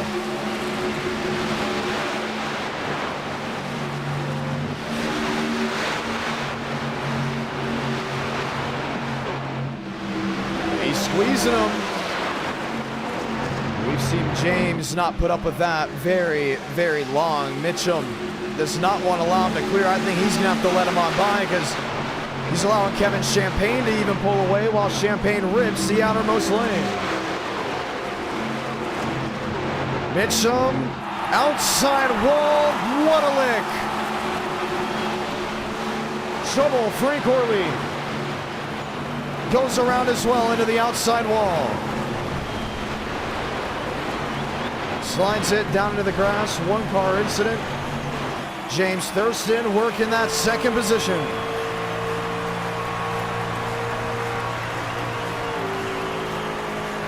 Kevin on the outside, Thurston on the bottom. Mosteller there in 3rd. You gotta love multi-group racing, and doesn't it just put on a heck of a show? That cloud has completely covered the sun. It's made this track a little bit quicker. They just set down a really good lap time that time by. We've had about 2 seconds of fall off, but it's definitely come to a standstill in the last couple of laps. The next GT3 race looks to be round number 4. After this, we go back to Daytona, this time on the oval with the NASCAR Nationwide Series to see what they've got. William Schmidt up into the outside wall in the 79. Back into daybreak. Motion third. Thurston has not been able to find a way around. That of the Kevin Champagne 94. 16 to go. He's giving it his all down off exit. Not enough to really make it work. Half a second the difference. Drew Lebsack, Aladam Contreras. How about Contreras up inside the top 10? Have a day. Marty Shamela. All right, talking about Carlos Struther trying to inch forward just a little bit more. Well, he's up to 13th. Remember when Michael Mitchum was going for the lead? He's now in 16th, in desperate need for a caution. 15 laps to go. Do we go caution free?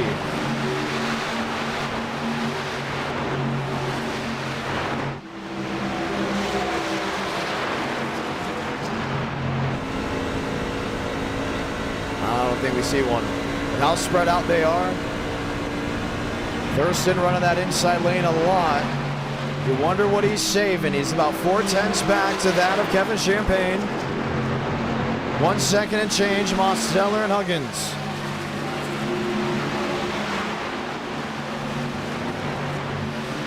To the posted schedule currently right now, ladies and gentlemen, is Nationwide Daytona, that being next. Then we were going to go to Sonoma, but a lot of drivers said, no, it's not going to be a good product. We want GT racing to work in this community. You got to go to Long Beach. Is this going to work well? We said, okay, we'll continue to think about it. I don't think Wilkerson and Garza had a nice little run coming down off turn 2. They've allowed Lepsack to join this group. Wilkerson, really strong looking scheme, that black, blue, and white. Now put in the door there on Lepsack.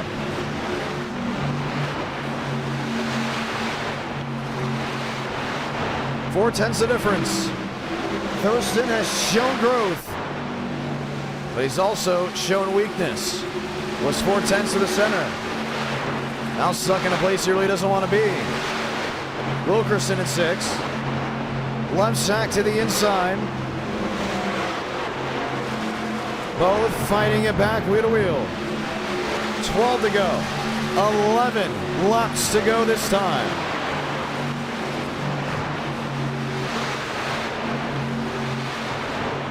Seven the difference between Mosteller and Huggins. Both really under a tight battle. That's for the 3rd position. 11 to go for Kevin Champagne. A caution. Doesn't want to see it. I don't think I want to see it either, because we know James Thurston has to be saving something. He has not touched that outside lane once, and it is the fastest lane on this track. So when do you use it? 10 to go, half a second, maybe about 3.5 truck lengths the difference between the top 2 competitors. It's got to be coming soon at some point. He's going to have to pull that trigger to the outside. Huggins looking to the bottom. Mosteller looking to the outside. Watch the run the 87 gets. Gripping maybe just 2 feet off the wall.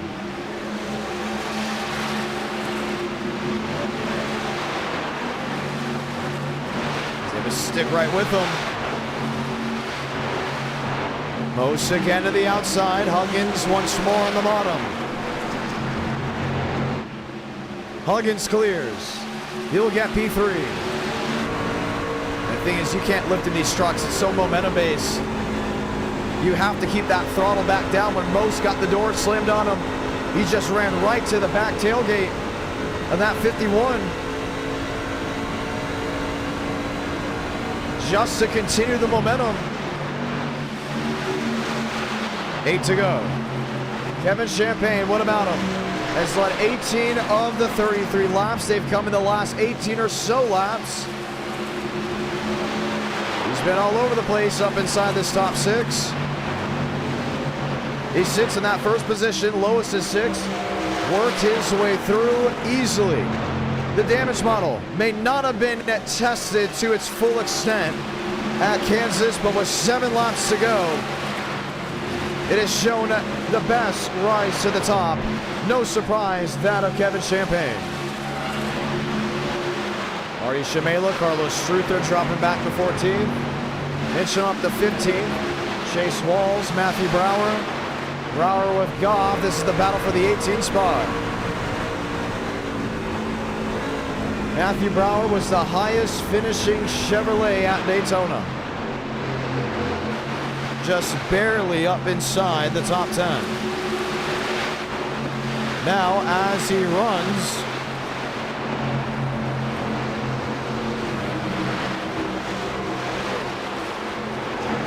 it's in a wondering, worrying position. Here's Thurston. Here's Garza. Here's Contreras going at it with William Schmidt. 2 Toyotas wheel to wheel. Tees make that dive bomb on the bottom. At some point he has to use that outside lane, or he just can't now because of how the tire wear is worked in. It makes up so much ground on entry. We've talked about this before. Exit is so good for Kevin Champagne.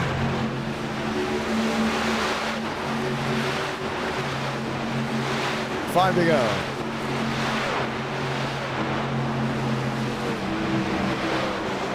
Larson 5th. Most in 4th. Huggins there in 3rd.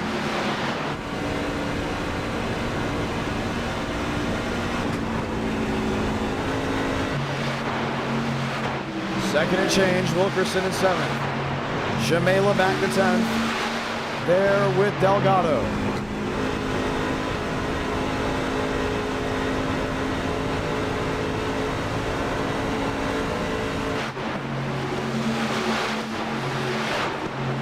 William Schmidt back to the 9th position. 3 laps to go here from Kansas.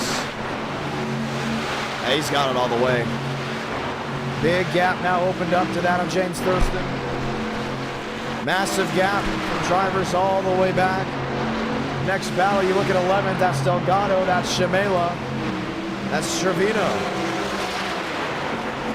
Lined up all in just one big cluster.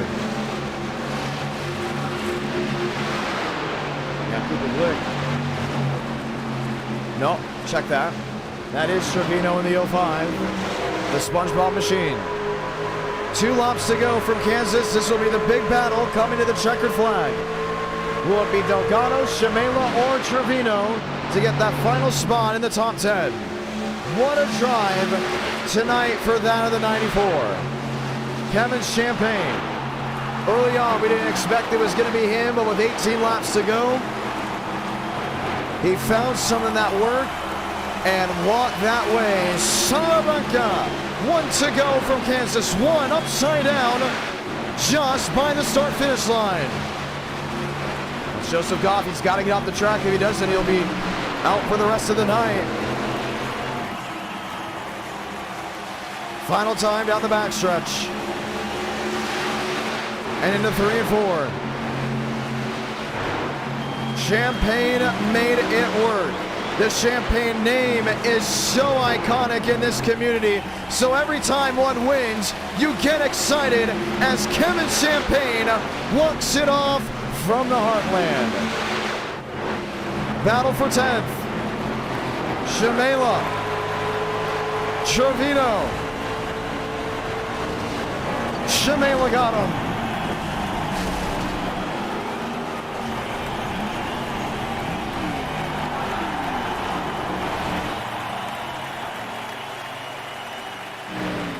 Joseph Goff will be out for the night.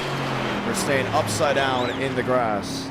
Now, you just got to get out of the way. That's all you got to do is get out of the racetrack. Let these guys continue to race. Nobody wants to see you in that position.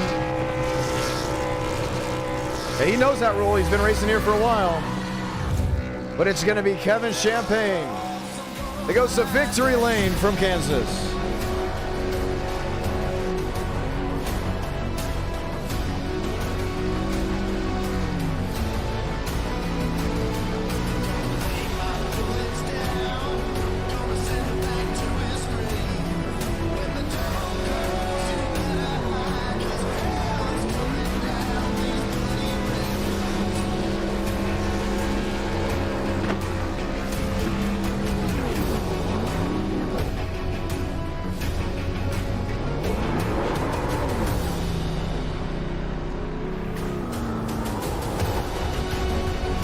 NR9 in America, feeling victories all year long.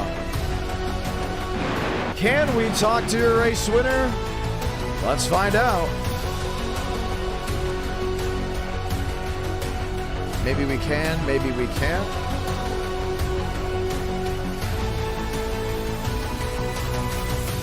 May have to talk to the driver that finished second, and that is James Thurston. Thurston, so John, you got a copy.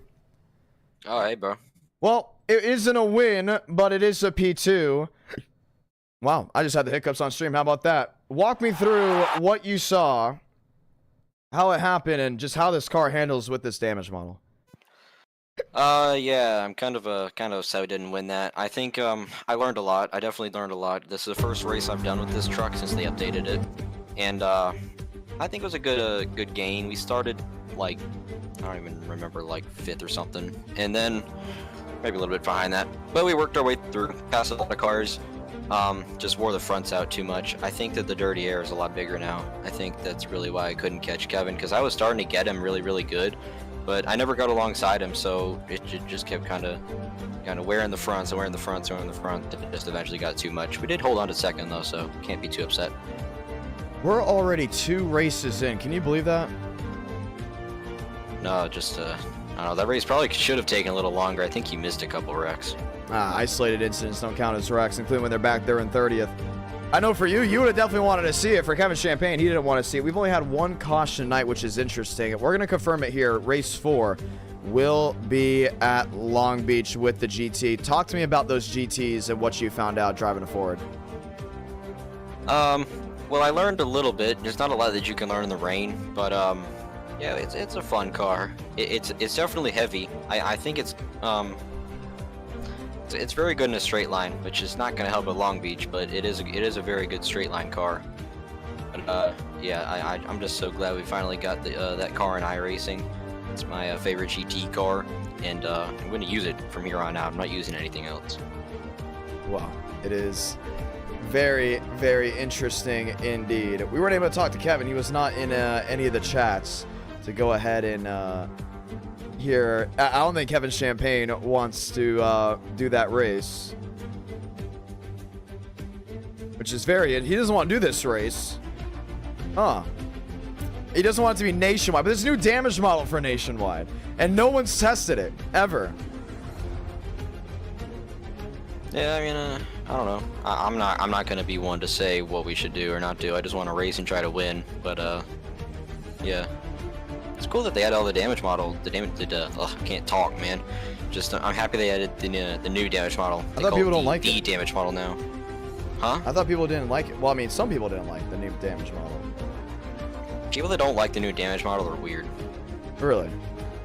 Yeah, if you like the old one more, you're just weird. I want to point out, I know a lot of people are saying they don't like the nationwide bunnier cars. You're going off of what it was before the damage model. We have had people say that the Super Speedway package is fantastic if it had a good new damage model. It has one. No one expected it to be. So what's your opinion? I'll let you go ahead and ramble a little bit. What's your opinion on it? Yeah, I mean, It's only 30 laps, by the way. Yeah, the races I've done with that car, Super Speedways, have been pretty fun. It does get damaged really easy with the old damage model.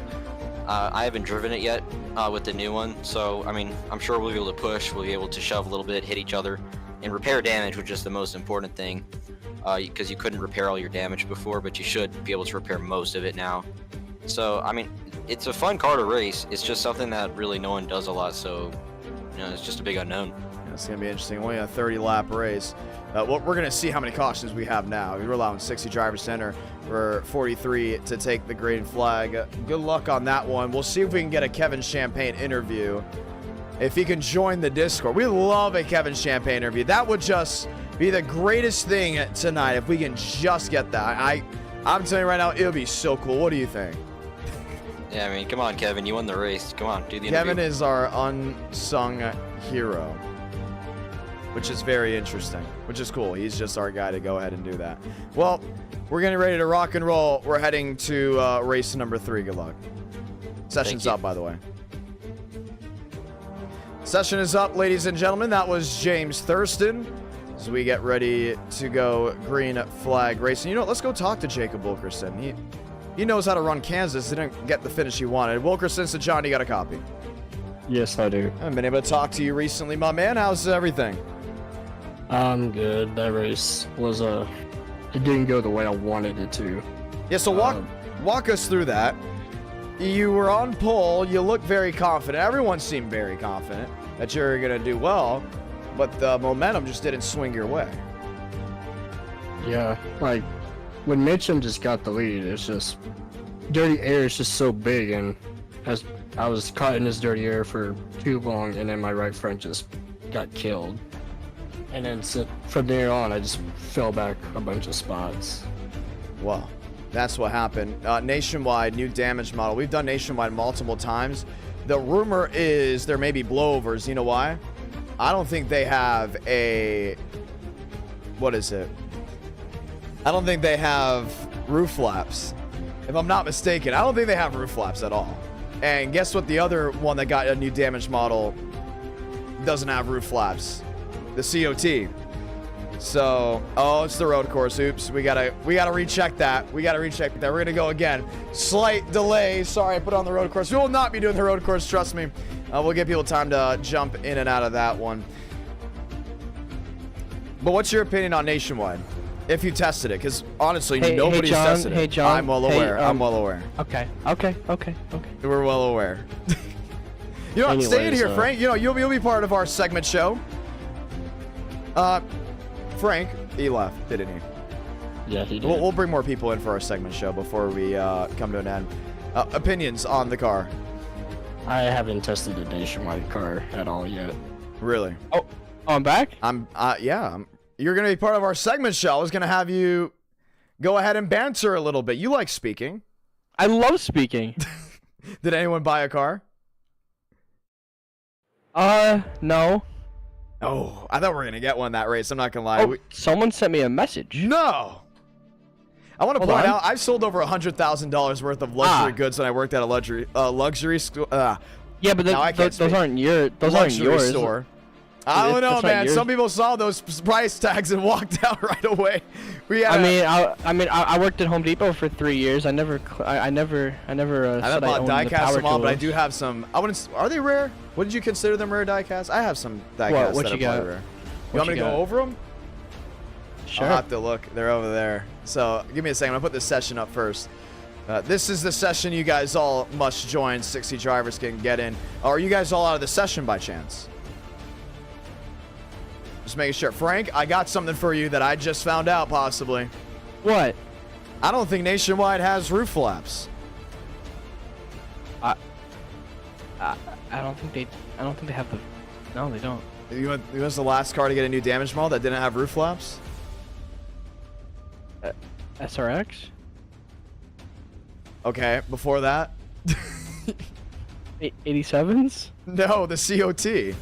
And this is the same era. We may have blowovers in this car. Actually, I mean, I wouldn't hype it up, but it's definitely. I think there's blowovers in this. It's definitely. I'm not gonna. I wouldn't gaslight everyone to thinking that. I mean, there's a chance. Oh, we got 30 laps. If you guys drive to survive, and someone gets hooked into the grass, we're gonna have photographers waiting over there in turn 3. You know, just in case. Yeah. We just fixed the track, so it's going to be interesting. But what diecast do I have? Session is up, by the way. Session is up. Just put it on up. So you guys can join. 60 drivers, 43 spots. I have Tony Stewart's 2010 Burger King diecast. The Flames one, but with the wing. With the wing. With the wing. That's an extra $10. Actually, really? The 2010 ones? I have no idea. The wing is still on there. Now, he didn't race it with the wing. He raced it with the spoiler. Now, I wanted to get his 09 one because that was my favorite race I've ever watched in person, the 09 Coke 0400. Yes. But it was something that I was considering. But the thing is, I don't buy diecast like I used to. I have Larson's Cars 3 diecast. That's is it the win or is it just the car? It's the win version and it's signed. That's the Michigan car, right? Yes. You got a easy couple hundred right there. Yeah, it's win, signed. It's trying to think what else is up with that. Like everything for the box is still there. I mean, I have it on display, but I can all like the screws and everything is still there. It's been untouched, which is awesome. Trying to think what else. That's cool. I have Jeff Gordon's Homestead win, but it's not the race version. I was at the race, the 2012 race, so I was like, oh, I want to get that one. That's pretty cool. I don't think they produced the race. A lot of like a lot of stuff from like 2010 to 2012, the wins weren't really produced, and when they were, they're worth a lot of money. Like my friend, I think it was like Carl Edwards, like 2010 Phoenix or Kansas. Really? For like $400. No. Yeah, like those are expensive. It's crazy expensive. Yeah, well, I'm trying to think what else. Well, I have a win version from 2012. What is it? Brad Keselowski. I think it's his Texas win. That could be something. Like I sold a year ago. I sold Jimmy Johnson's 2012 Indianapolis car for I think $250. Are you serious? They really didn't make that many win versions back then? Dude, like a lot of them are just like not there. Wow. That's insane. We have Junior's 04 and 2014 500 win version. 2014, that's $100. I'm not selling them, by the way, for the ones that want. I just want to know the value. Oh, join the wrong session. I am just out of it today. I joined the road. I'll give the viewers a little rundown.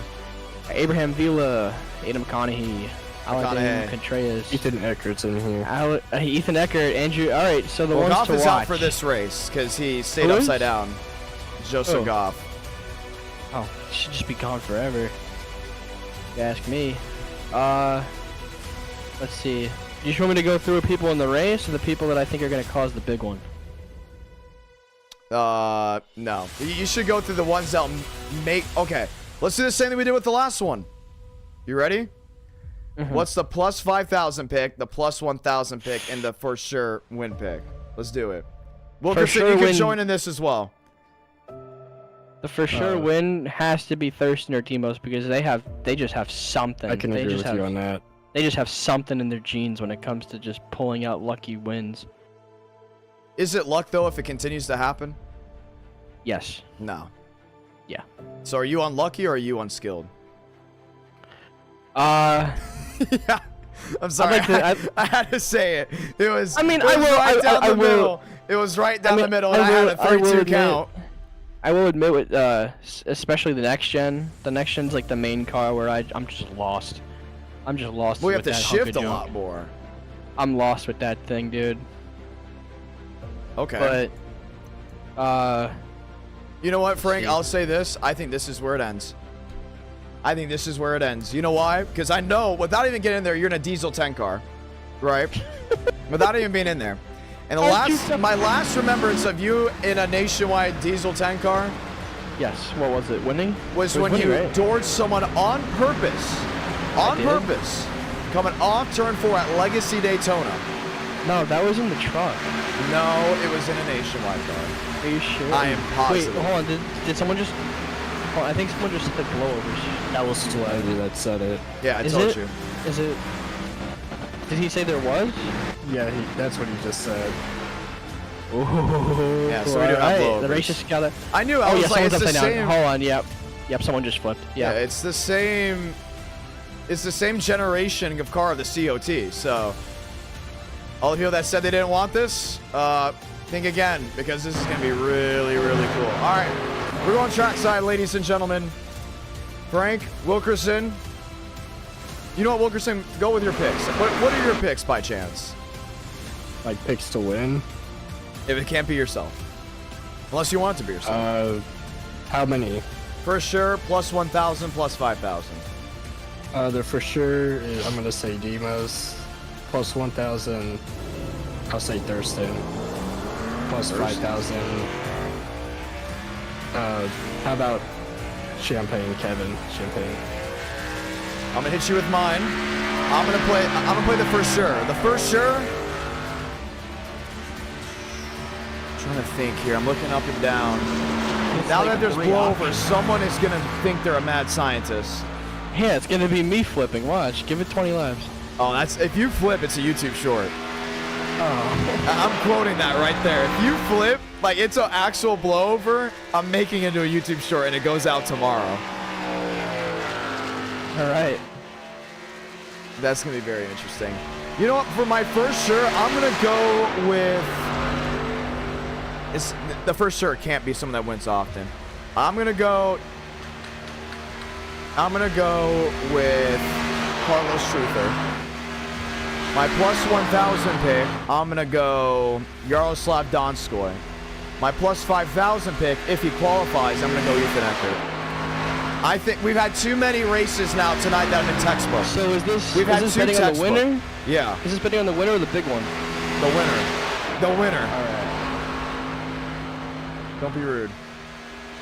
Well, would you like to bet on the big one? Because I think that would be a kind of. Who causes the big one? Yes. For sure, Jacob Wilkerson. I'm telling you, man, 3-2 count. Bottom of the ninth, bases loaded on a beautiful Friday night. If it's down the middle, Jacob Wilkerson will have a drive to left, and the place will go nuts. I'm sorry, I just will not let that down. That is just too funny. That is my favorite joke with it you. always happens. Dale Greenwood's my number plus 1,000 pick for causing the big one, if it happens. Really? Yep, Dale Greenwood. He's one of the cleaner guys I know. Yeah, but when you get him 3 wide, you know, I feel like sometimes he'll forget where he is, forget to turn. If he causes a big one, it's not going to be on the straights. It's going to be in the corners. Okay. And then plus 5,000. I'm going to go Daniel Mosteller.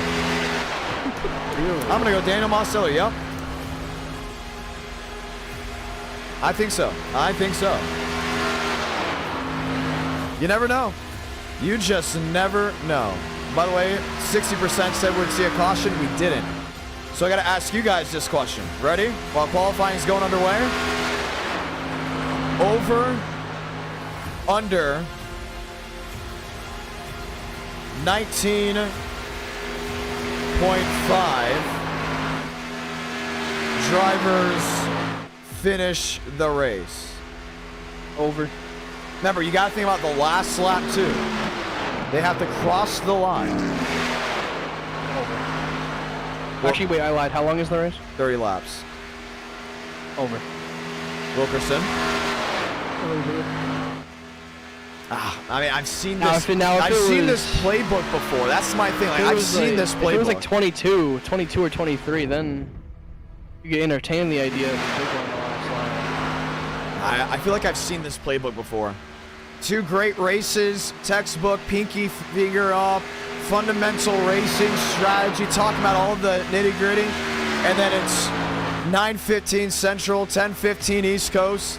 Some are getting ready for bed. Family Guy just ended on the CW, and someone is going to do something really, really bad. Like that's one of the big things that I am sitting here wondering. Oh, you got about at least 5 of them in the top 10. Well, only 43 will take the green flag. Connor Zola is out. Willis is out. Robbie Vijay-Kumar's out. River Page is out. Oh! River Page is driving the Thomas car, of course, because you told me you should do that. Page, top of the board, and Thomas and friends are leading us to the green flag. Chad Hornish is out. Valderas is out. He may have just come into it. Ronald just beat me. He's P11.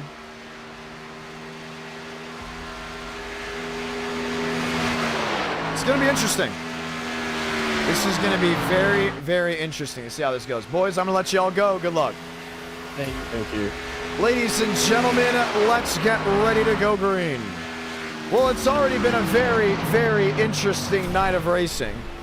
We have had driver entry max outs for the first now 3 races, with a 4th race on the horizon. Do we see a 5th race? It's not looking likely. We'd have to hit 300 likes. You just never know. We do plan on streaming this Friday night. It might be a bracket tournament, but it may be a condensed schedule because I'll be broadcasting in person this coming up Saturday. Let's get ready to go green.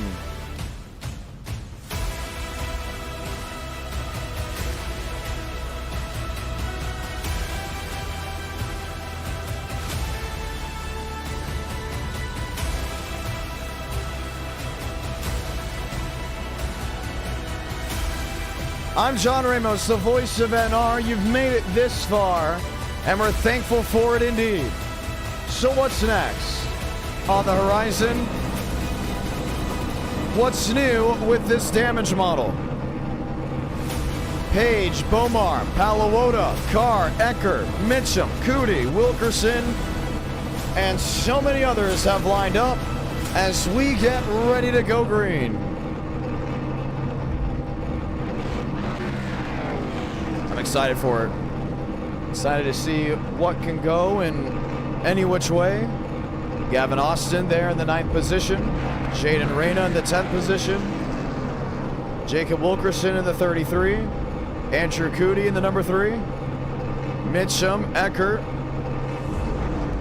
Malawota and company have lined up.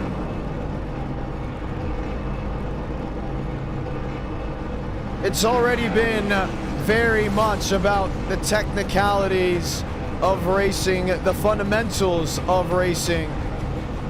But I will continue to ask, does it change? Or is tonight just about class and skill? Will things go wild? Will things turn into an interesting form? Nationwide Racing gets ready to go green, ladies and gentlemen.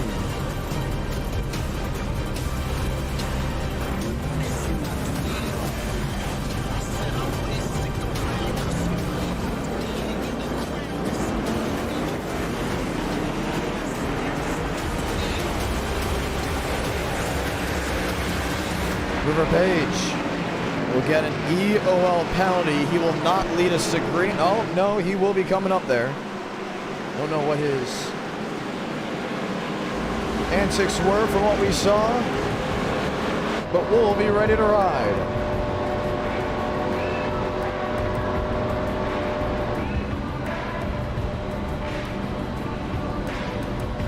Palawota and others. Let's say those magical words: God, speed, drivers. You are go for throttle up.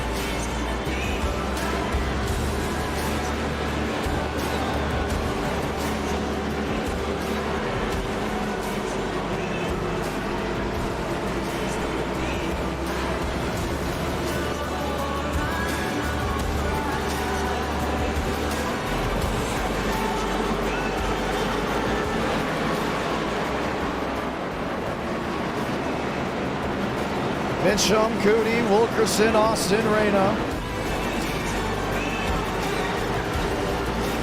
Ready to go green.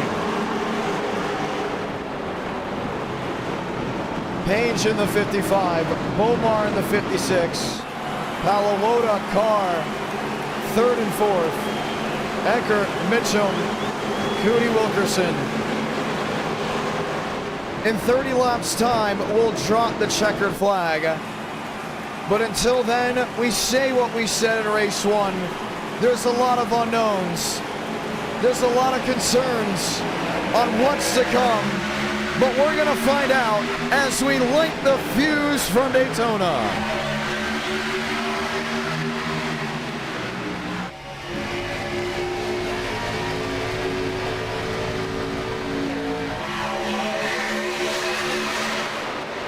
already pushing and shoving within the top 4 drivers.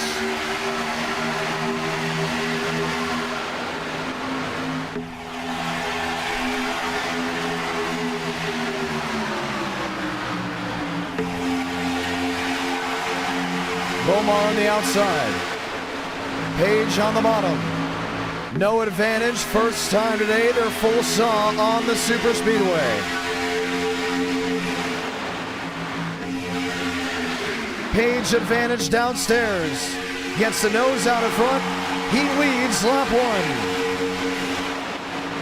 1. 3 wide to the outside, and here they come, Jaden Reyna. Power move in the 01. He's got DeAngelis in the 69. See Schaefer going up. Trying to get a piece of that 3rd lane action. And this is a sprint race. That's the big thing that you have to take into effect here. This isn't the quick go, small feature event or longer races where you have time to make things work. You got it right here, right now. 29 laps to go. World trouble. Bottom of the field, Marty Shamela. Goes for a slide. Dominic Barbagallo gets nailed. Caution will wave early on.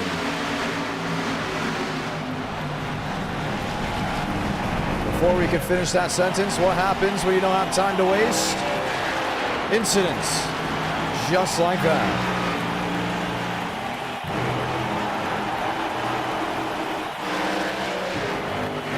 Just the 2nd caution of the night. Look at the damage on Barbagallo.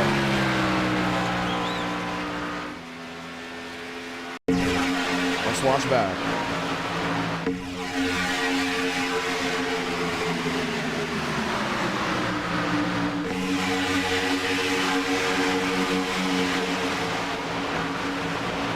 This end of the speedway, the guys on the bottom. Watch the 33 there in the middle. He wasn't even close to being clear there on Marty Shamela. You saw Shamela wanting to go for a move. Should we say we saw Shamela running in line, really just holding on to his own.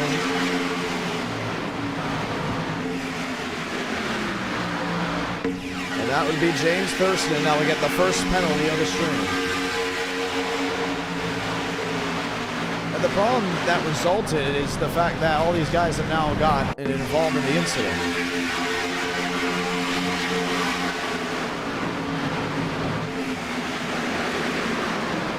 James Thurston will be given an L1 and L2 penalty. So the caution is out. They work their way up and down this track. Alexander Balderas somehow put the wrong scheme on this car. River Page, James Bomar, Jacob Wilkerson, Paluota, Carr, Reyna, Eckert, Mitchum, Schaefer, Andrew Cootie being that top 10 with the lights still on the top of the pace car. Now, as we did last time at Daytona, I don't think we'll be opening up the discussion board for all these drivers just to make sure we don't have any fallout like we had earlier. So we'll get the one to go this time by. We'll have 25 laps to see who will grab victory in race number 3. It's going to be the one to go, ladies and gentlemen.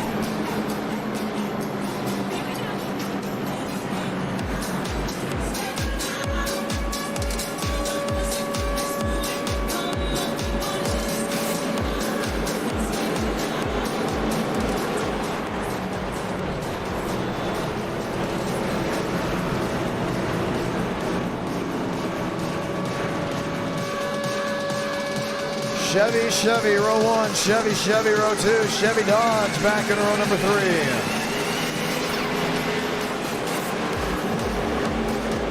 You saw the new damage model already at work. Who's going to stop this top 2?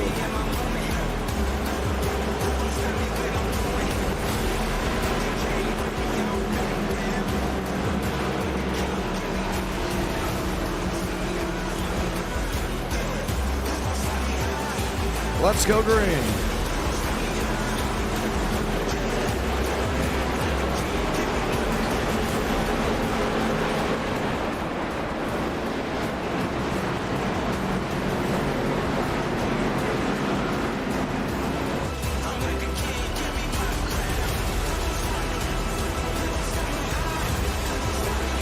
Page Bomar.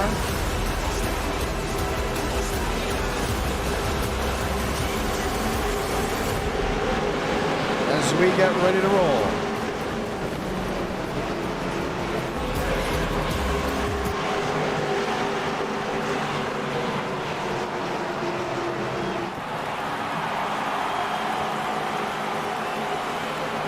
Back underway from Daytona.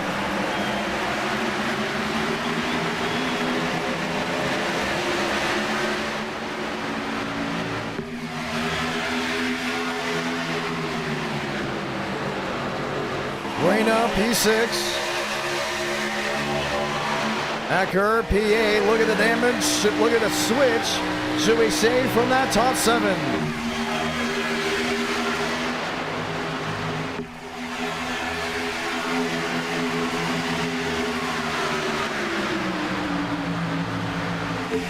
Wilkerson in fighting arms. 3 wide, 3 rows deep. Look to the bottom. Cootie didn't want anything to do with it.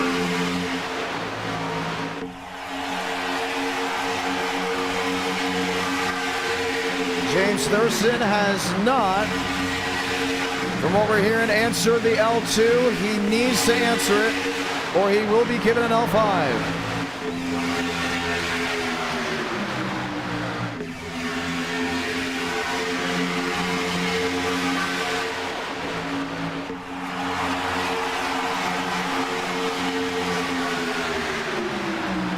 Page on the bottom.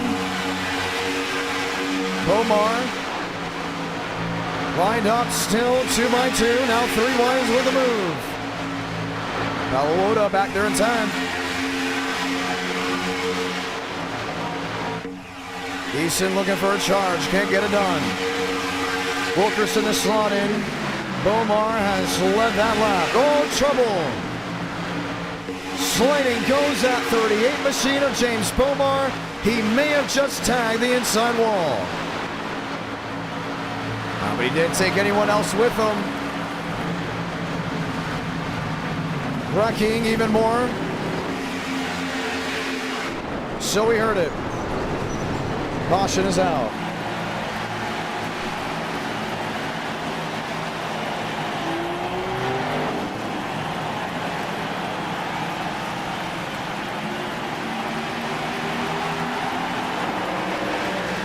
For an instant towards the back half.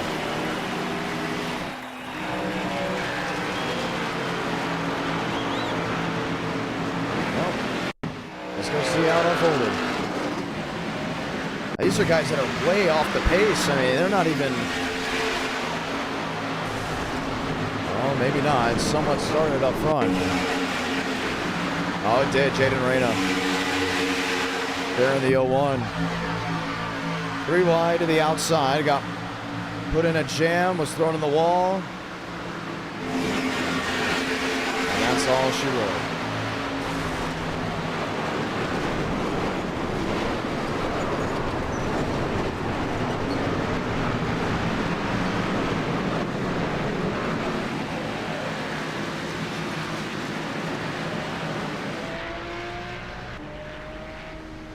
It's a tough scenario because they know things are going on. There's a lot of worry in the air after that one spin.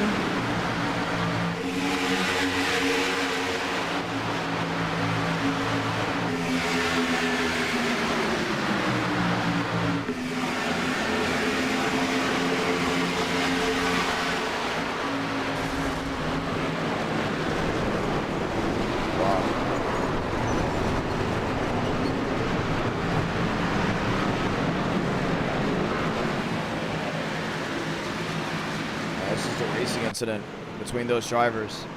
Pit road, it is wide open, and you see it from the overhead of who's coming in, who's staying out. Jackson Carr is in, Frank DeAngelis is in. Charles Root coming on in, Aidan McConaughey.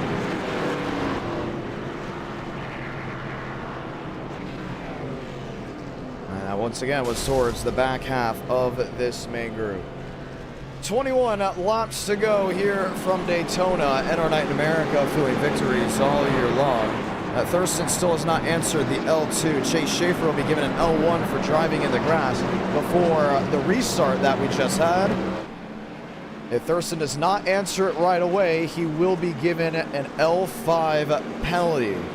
And for all of our admins, we have live timing scoring data on a second monitor, so it's very easy to keep track of who comes and answers that L2 penalty.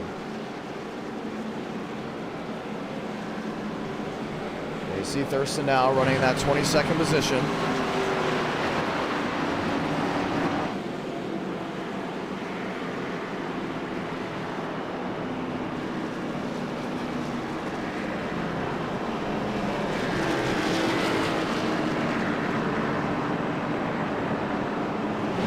Since he didn't answer the L2, he will once again be given an L1 for not answering the call. And that's the big thing. Some of these guys, what they try to do is they try to wait a little bit longer, get that caution. So then when they get the L2, they're pitting somewhat middle of the field, so they're not off the pace by a large margin. And that will make somewhat of a difference.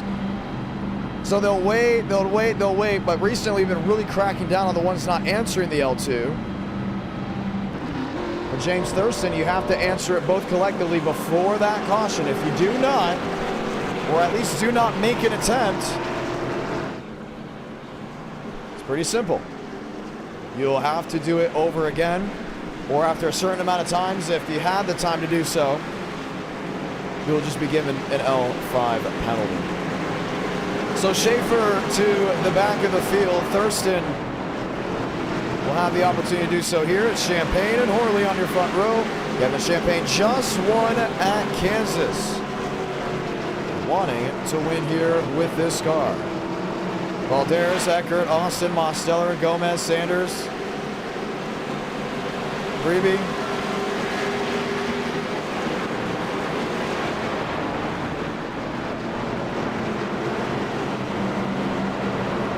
Deason, Schmidt, Root, Delgado, McConaughey, Schaefer, Truther.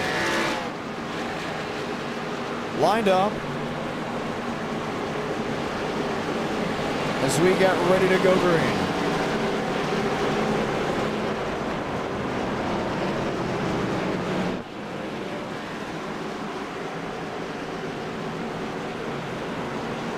Let's get ready to roll. What can Kevin Champagne do here? Is it a back-to-back victory? With Horley on the inside, Mitchum right behind him. What about Wilkerson and Balderas? What can they muster up as time continues to tick?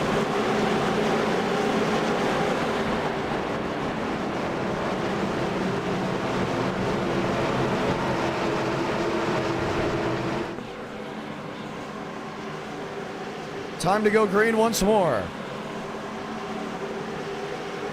Horley, one of the guys I wondered if he would be able to get it done. They consider him a super speedway merchant. Does he live up to that name? Galazzo finished second in that first race tonight. He's outside the top 15. 19 laps to go from Daytona.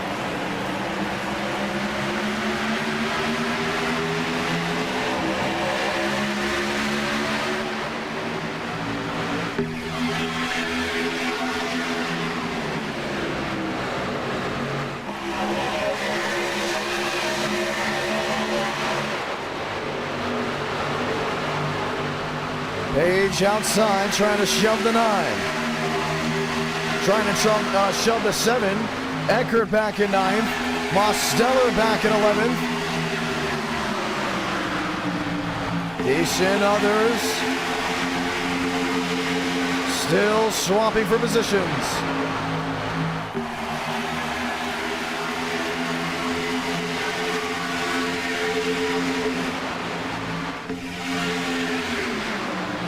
See Page waiting on that outside. He's got Balderas in tow. Wondering if it's going to work, if that. Thurston coming in to answer his penalty. Gets cleared of it. Eckert. Down on the bottom. Wilkerson. Now Eckert to the outside. Wilkerson on the bottom. Look at the swing on the top lane. Lane Sanders is struggling to keep that car pointing in the right direction. He's got Gavin Austin on his bottom. Outside wall. That may have been Chase Schaefer. It was. Bassinez got a piece of it. 17 to go.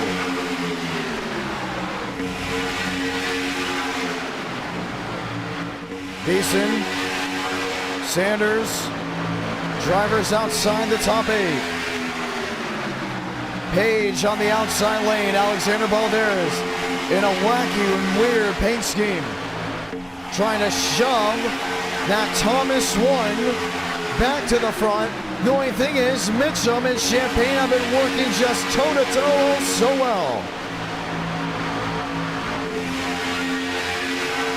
And the 3-wide is just not working right now. A lot of these drivers have to wait a little bit longer for either a mistake or maybe to make that third lane come together.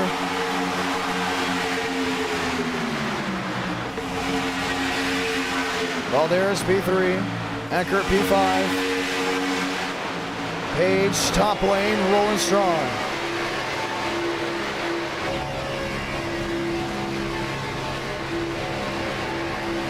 Wilkerson on the bottom in 5th.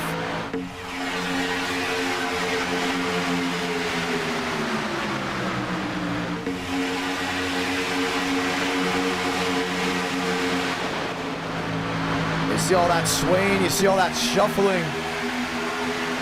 All that wondering. That's the weird thing for the beginning about this nationwide stock car.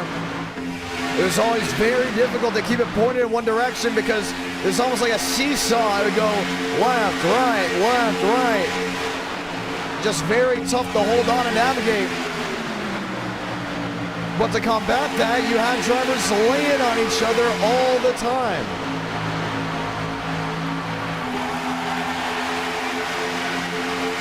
You've seen it already, a lot of pushing, shoving, rubbing. In a Gen 6, next-gen truck, your race would have already been done. They would have gone around.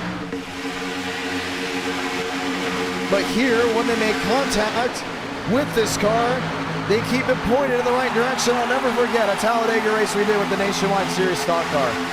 We went 40 laps green, and they should have wrecked on lap 1. They didn't. Dale Greenwood to the outside.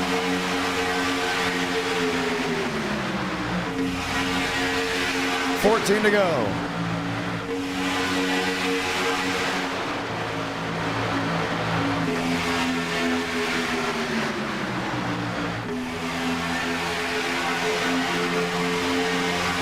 I just like that inside lane with Mitchum and Champagne. They worked oh so well. Just look at how they're able to get together and stay together. The big worry then comes, oh, trouble, turn 3. Matt Neeson, Jackson Carr, Dale Greenwood go for a spin and the caution will wave.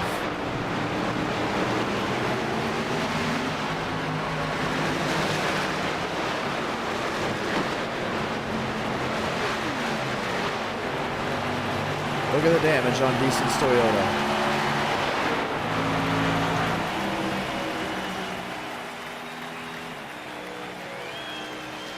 Man, that thing is junked.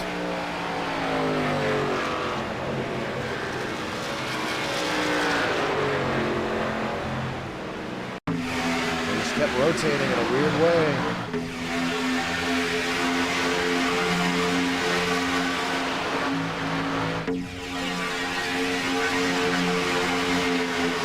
Watch these 3 drivers stuck right in the middle. I think Lane got into him. Watch the 01 with Lane Sanders. But did Lane get help? I mean, that's the question you start asking. Did Lane get help maybe from Shamela? Look at the entire nose just fall off that car. Watch again. You first got to watch with Lane Sanders. see if he caused that.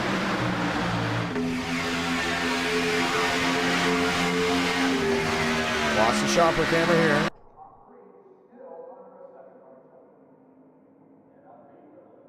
Lane just could not hold that car together. See, Marty is struggling with the same thing. Keeping that car pointing in the right direction. No, has nothing to do with it. Look at Dale Greenwood on the outside. Got help from that of the 12 that might have been Gavin Gomez. From what I'm thinking, no, it was not. There's Shamela on the inside. There's Jackson Carr, the driver of the number 12. That spring that wreck up in the caution waves. Live from the World Center of Racing, you're watching NR Night in America. After things just took a turn and in a hurry. Jackson Carr will be given an L1 penalty. Race 4 after this, we're going to Long Beach with the GT3s to see how the rest of those operations will go. It's always a lot of fun to hear, watch, wait, see really what everyone's talking about. You hear the PA in the background. A lot of excitement recently at NR Night in America was what's being updated, that fine level of detail in the background. People have asked me from the Indy side, they're like, how'd you get that PA working? Well, we got to keep that a secret for a little bit longer because it's still very much new. Once we cycle that one out, we'll explain how it was done. But love how all this stuff has gone on, how everything's worked out. We're ready to go back green. It was wild how things took a turn, how quickly it took a turn.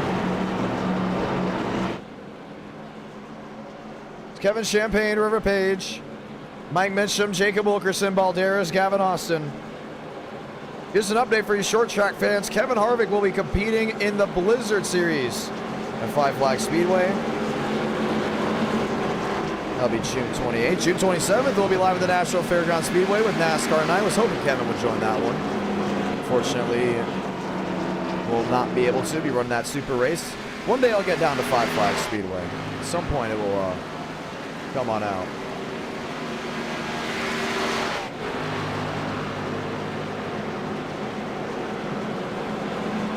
Lights off on the top of the pace car. Kevin Champagne. He's been strong. He's been up front most of this running. But what is it going to take for him to go back-to-back in tonight's stream?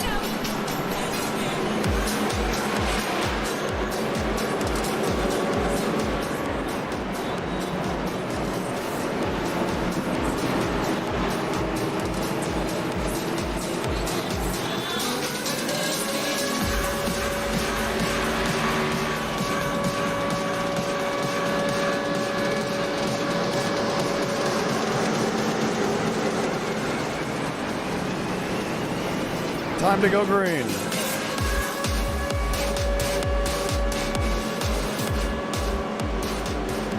Mitchum's there, wondering, waiting. He's helped Champagne most of this race, but at some point he's gonna have to help himself.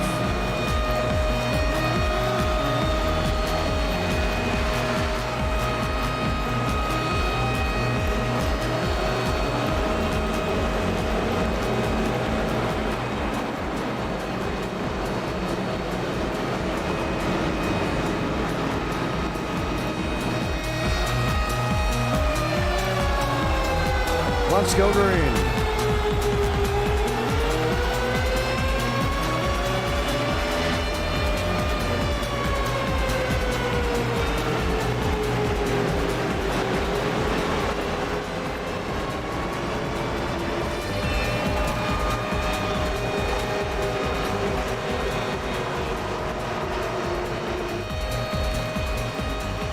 Pace car makes a hard left onto pit road.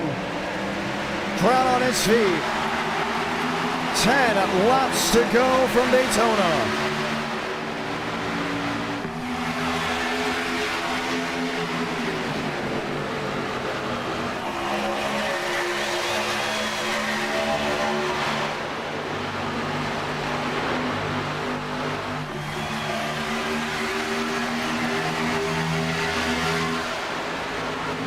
Throttle P3, Page P4. Look at Mitchum, right to the back end of Champagne. He's been there all race long. It's been his best buddy throughout this Accord.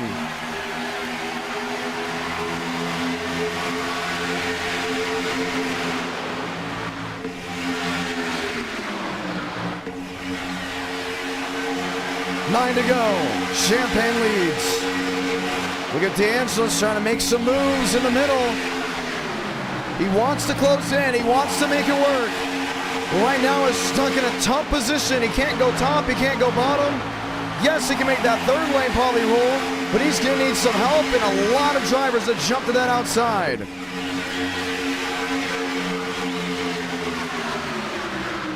Mitchum is there. Valderas is there. Austin is there. Top six have the best shot at winning this race if they indeed can make it back for the white.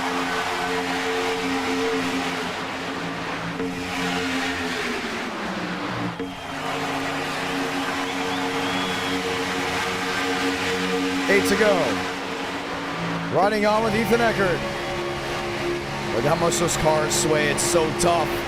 It's hard to just worry and think about the drivers in front of you. You got all this motion. Page to the outside, help from Wilkerson. One in the grass, Lane Sanders coming back up. One of the big worries right now are the engine temps. What about Wilkerson? What about Gavin Austin? Can their engines make it to the finish line with all that pushing and shoving? What about Gavin Austin now? Because River Page has jumped to the bottom with Kevin Champagne. And Marty doesn't have to shove anymore. Now he can sit back and wait because it's going to be Kevin Champagne's idea to what he works with. If I'm Wilkerson, I worry about Gavin. You know he's peeking to go to the outside. Some of these guys will let you out to dry on the last lap. Others will make it work 5 laps beforehand. Valderas below the yellow line. 3 wide and Eckert. It's all about control. It's all about being hypersensitive to reactions. That's what super speedway racing is all about. The biggest mental game you'll have in any form of sports. Valderas punched out a line. 4 wide, squeezing. They pushed, they shoved, they did not go around. We stay green. How did they make it 4 wide, laying on each other? You have to get in line back there if they want to have any shot at a win. And the big thing is, if you're a spotter, you got to tell Wilkerson, you got to tell Page Champagne, hey, most of the competition just possibly lost the draft. They're going to be in a conga line back there for about at least 3 laps. Worry about your car. Worry about now. Page to the lead, 5 to go.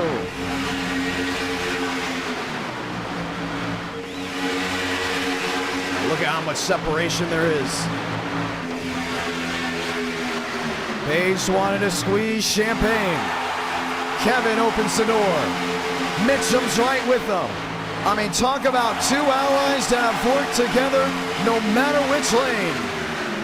Mitchum knows his best way to victory lane is following a veteran. And he's also quickly becoming one of his own. Multi-time winner in NR Night in America, the driver, the number 2. 4 to go.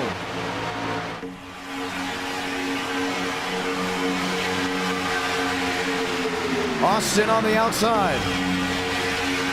Gomez coming in. Hasn't won a race in a long, long time. But in the early months of NR Night, all the way back in 2021. Champagne on the apron. Gavin Austin slides. Page slides. There they go. Ethan Eckert. Oh, what a hit. Lane Sanders, Aiden McConaughey, Alexander Valderas.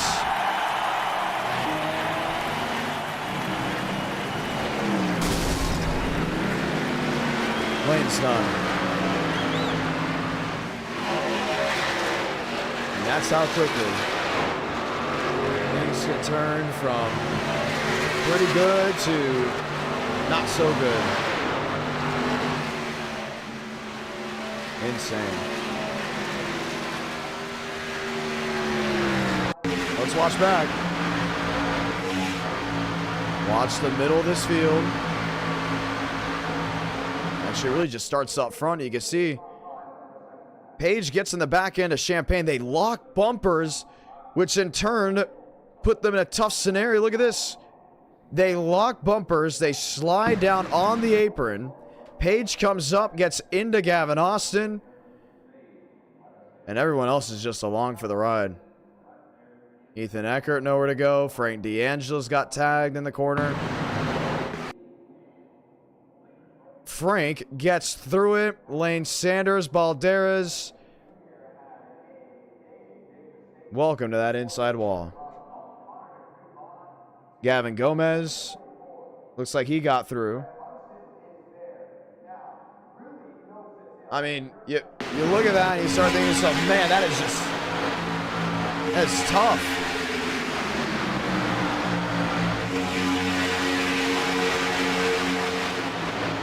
Right on board with Frank D'Angelis.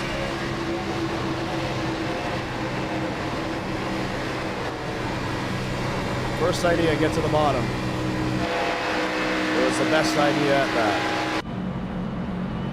3 to go. We'll see overtime for the first time tonight. A couple cautions in this race, not many. Racing incident. Kevin Champagne holds on to his spot. River Page does not. We'll get the 1 to go next time by. Still waiting on who possibly is left in this race. 29 left on the track. I don't think Eckert's finishing. I don't think Sanders is finishing. We'll see if Major Root can possibly finish. Here's Barbagallo.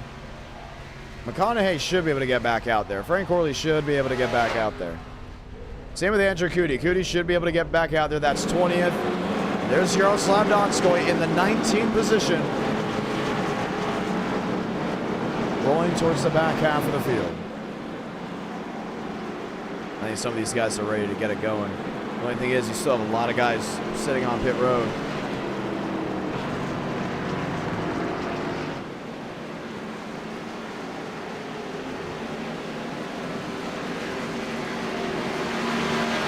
One to go this time on. Chevy on Chevy, row 1. Chevy on Chevy. We'll be back to row number 2. Chevrolet unveiled for the first time in our night in America a new car for the GT3 class. The most winningest manufacturer in this community stumbled out of the gate. Wasn't able to put down the throttle the way they wanted to. Finished 9th while Ford finished 2nd to Porsche. Another GT3 race will be happening right at the conclusion of this race to see if Chevrolet could get their first GT3 win. They went out to Kansas, they won with Kevin Champagne. They're looking to see if Kevin Champagne in that can get them their second win of the night, or these other bow ties that follow behind. They got the stock car side of this community done well, but they like to get everything. Overtime for the first time in a long time.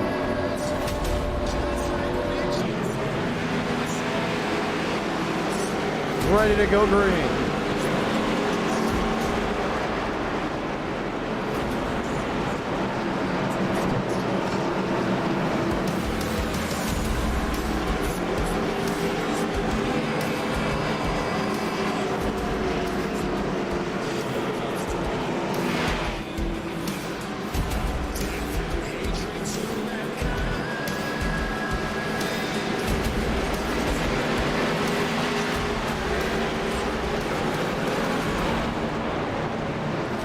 Some drivers going around getting their laps back. 27 from what we're seeing. Will be left on the lead lap in the closing laps of this race.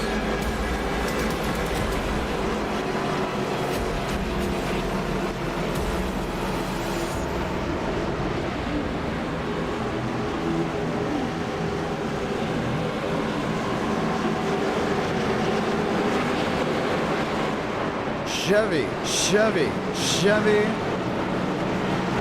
Locked and loaded.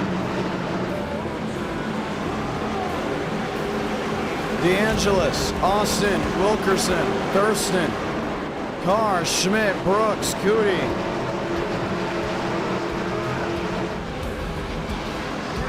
All wondering what's it gonna be.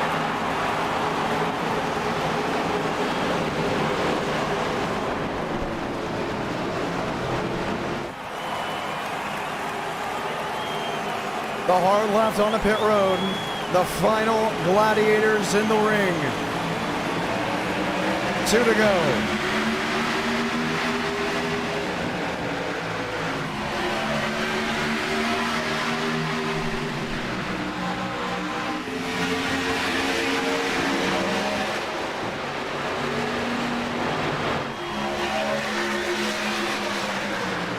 Champagne, River Page. The fight, the claw, turn 2.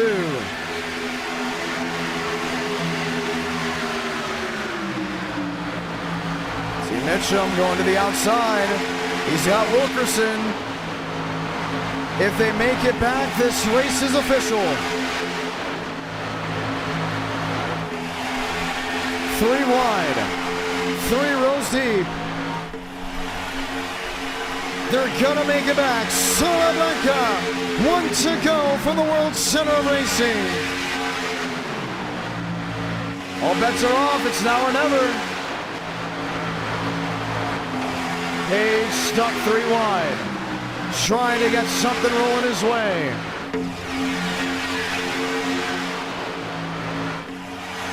Mitchum on the outside. Gets crossed on the bow. Page leads top. Page leads middle. Champagne, the edge to 3 and 4.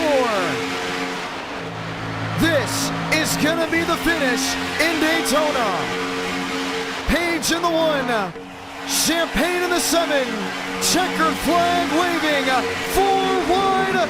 Kevin Champagne victorious at the World Center of Racing as they tear him up just past the start-finish line. What a finish! Oh my gosh! Are you kidding me? No! Back to back. The unsung hero. 4 wide, they were looking. Kevin Champagne stuns them all, goes back to back in this Tuesday night edition.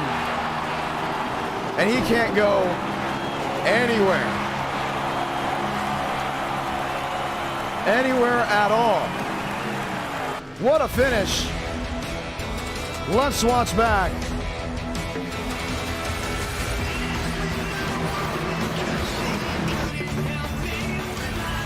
Oh, that was insane.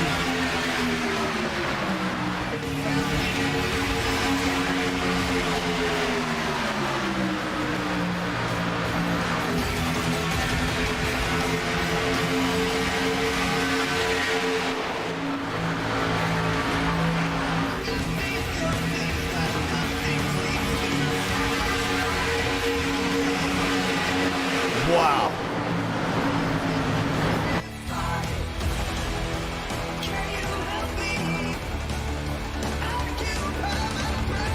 That's how it's done.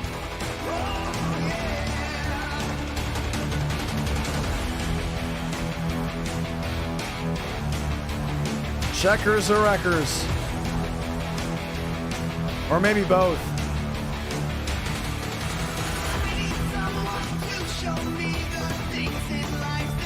It's insane. Look at this again. This is coming down to the finish.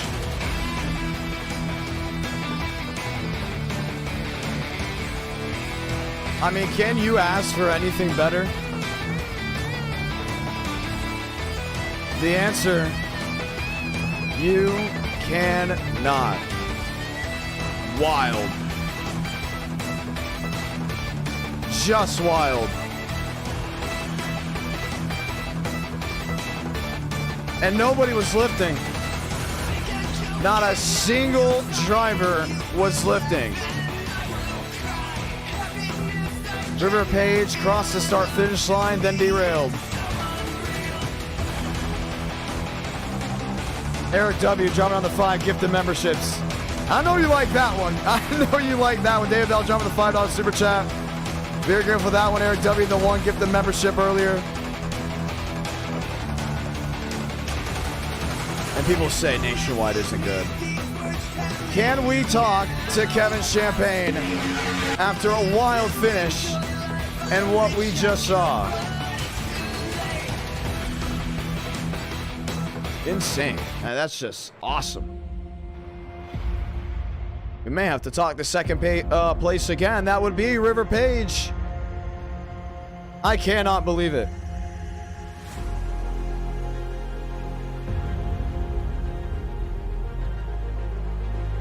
Sweet old finish.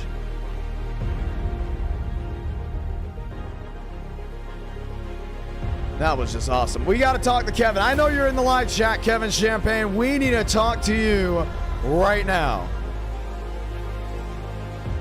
That's 2 big wins. He's almost guaranteed a spot into the month of June championship.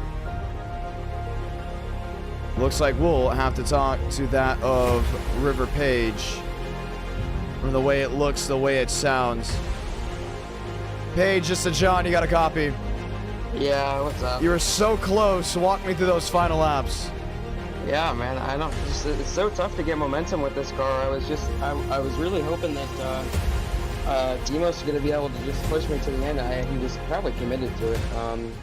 And then Michael Mitchum was up on the, like he was just starting the outside lane, and it slowed us all down. But eventually on the backstretch, I was able to block him and carry some of that momentum, and it worked. So I tried to do it on the front stretch, and as soon as I went up, Demos he just gained speed and got on my inside. But I mean, that was a good finish. You know, this car is funky. There was just people getting spun on square pushes, but you know, it made for a good finish, so it's whatever. 26 drivers finished this race. Are you surprised about that? We did it over under. Not at all. I think with this car, especially with the new damage model, people think that they can just be confident. And I tell you what, I was definitely the biggest wrecking ball of the race, but I feel like it shouldn't have been like that. I was pushing everyone real good, but I almost spun out Kevin, and I spun out the other dude earlier. So really, I don't know. Yeah, it was weird. I'm glad that at least you didn't try to penalize me or anything, because it really shouldn't be like that. Just lifting the rear end off the ground. I don't think anyone was used to that. No, I think that was just a connect. Mitchum did the same thing as me. Well, we're headed to Long Beach. Your manufacturer is Ford. Are you gonna get Ford their first ever win in the GT class? GT3? You know, John, I wouldn't say so, but we'll see. I'm just gonna have to.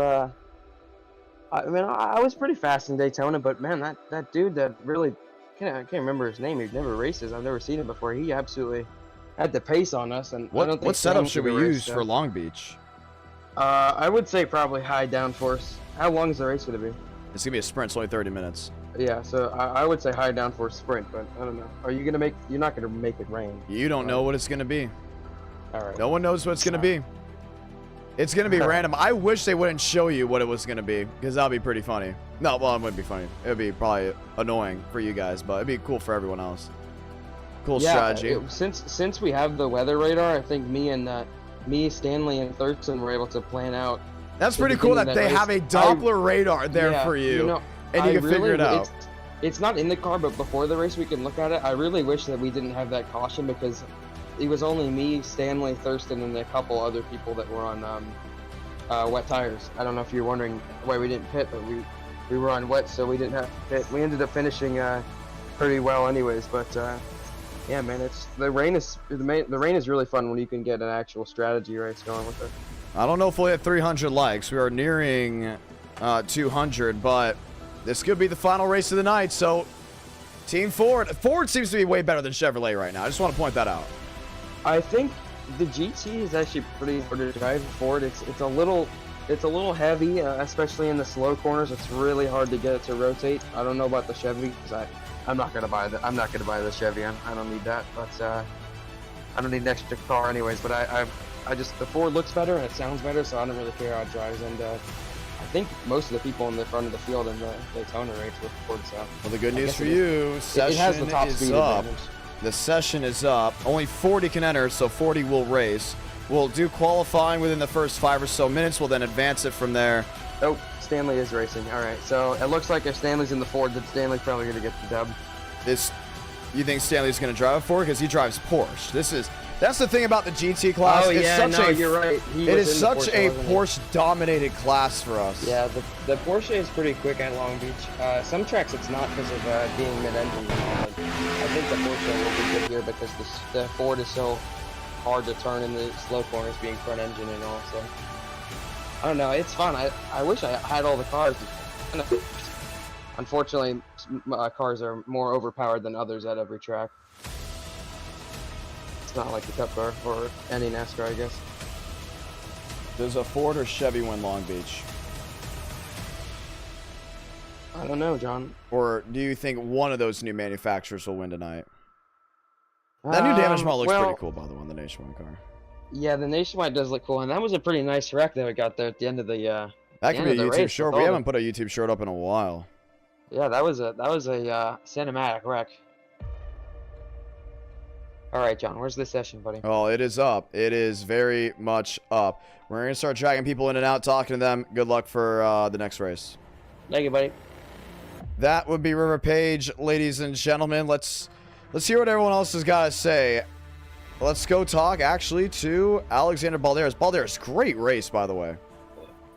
Well, you had a great race going. I shouldn't have said it that way. That definitely sounds sarcastic because it didn't end the way you would want it to. No, but you had a great race going. I don't know why the paint scheme looked that way. But we can ignore that. I couldn't tell you either. One thing I do want to know, update here. Sorry, this is for everyone. Do not change your Nationwide paint scheme. So I'm gonna make a really cool promo video. I'm gonna sit in the stands. I'm gonna sit in the stand. No, do not change your Nationwide car. No, do not. Not even the. No, Okay. it's gotta be authentic. No one change it, please. Okay. I'm gonna sit in the stands for the final lap, and we're gonna have that huge wreck. It's gonna look awesome. Look really cool. Man. Oh man. But yeah, I mean, we did have a good race going. We're pushing with River. Found out that the contact model for pushing is a bit funky, and so you can be pushing someone literally square, and it just turns them for no reason. But I will say though, during the rain race, during race 1, that was awesome. I had a blast. Finished 8th. Half the field didn't put on wets, even though the rain was literally going to come in as we went green, and no one listened. Then a lot of people looked dumb, but we finished 8th. Had a good battle up there with Stan, some River, up there with River 2, and it was a good time. And then, had some good battles there in the Nationwide. We ran up through the field. We got up back to the front, qualified 11th. That's pretty good for a plate track. Are you racing Long Beach? Garbage. Yeah, yes, I am. I gotta go back. I'll tell you this. Hopefully. If you race Long Beach, you will be in Chicago Street, because if you're in Chicago Street, you will be in NWP for the duels. For the ones that do not know, if you're in Chicago Street, all the people you watch with that Chicago Street e-ticket, they will automatically be in the duels for the NWP. Maybe saying, well, what does that mean? Why is that way? We are expecting a massive influx of drivers that we're going to need an open for the NWP. So the NWP 400. If you want to have a slot in the duels to make it, duels are going to be very hard to come by. So if you prioritize Chicago Street as a driver, pretty simple. You will be locked into the NWP 400 duels if you elect to race it. Keep that in mind. Yeah, and so hopefully we can have a good showing here at Long Beach. Long Beach is a really fun track. Don't know what it's going to be like to drive with the GT3s. Usually either do it with the stock car or the Indy car. Both very good combos as well. But as you were saying, I had a good race going for Nationwide. It was going well until Lane Sanders and Ethan Eckert. I got the Wombo combo. And then if you'll look in iRacing chat, there's a perfect picture explaining what happened at the end of the race. Quote unquote, Lane Sanders, I was getting pushed. Maybe not the case, but What are you talking about? Are you talking about to the checkered flag or? No, I was out before the Oh, you're talking about your flag, 4 wide cha-cha real smooth in 1 and 2. That one? No, that no, was no, crazy. not that was not nuts that I saw that. That was nuts. You know, we got shuffled out, a little bit frustrated, but hey, we went in again. And then Lane Sanders, just when that wreck happened with River, before the rim white checkered, the one that brought that out, Lane Sanders didn't think about hitting the brakes and says he gets pushed. The Lane Sanders hate is amazing. That is unbelievable. Lane Sanders hate. Lane is doing a great. He did a pretty justified. good job. I think he did a pretty good job. Ramos, he ass-packed like 5 people. That was not his fault. That was not Lane's fault. He goes, I'm getting pushed. And Are you talking about the Lane Sanders wreck? That was the second caution of the race with Jackson Carnes. That was not on him. No, but if we have to say which wreck it was, that isn't already a good sign. And if we go, actually, in all the wrecks of stream, I have not caused one. So we have 30 minutes here. I would hold off on that. We got 30 minutes. All right. The 30 minutes of Long Beach Beach are about to take place. So I wouldn't bite your tongue too early on that one. Wouldn't be so confident in the end. But, you know, I think I got some good speed going in. We're going to try our best to qualify in, and hopefully all goes well here in the streets of Long Beach. You know what? How about you take me around this track? You got 4 laps to work with. Yeah, we got 4 laps. You know, we'll do it. Where are you? I'm in the pit lane. I just got in my car, John. Just got in the car. All right, Baldares. Yes, why BMW? Where's your paint? Oh. Put a number on. You're about to be disqualified from Daytona. You weren't. No. This has a number. It's just not showing up. But this has a number. It's not a sim stamp. It's not a custom number. It's a sim Where's stamp. the number? It's supposed to be You in need the to box. have a number if you're going to showing race in NR Night in America. I We will cannot change the visually scheme. see the number. The viewers can't say that's Baldares. They say that's just a test car. Okay. All right. I'll change it right this moment so we can quickly right do it. now? Right, Okay, just do it right now. I'll- Just find something I'll quickly. I'll change the scheme. Let's see. We'll go watch Joe. I know Joe will put down a great lap. Joe will put down a heater. If Stan is in here, you look at Stan too. I imagine he's going to be up there. Let's see. Talk to me about Joe. Ow. Talk to me about Daytona. There was ever-changing strategies. You were in an interesting position with it, I guess. Yeah, so I actually would like to talk about that. What happened is that I kind of was leading. Oh, Rudy Valentine's in here for Chevy. Dude, Chevy finally has a top contender.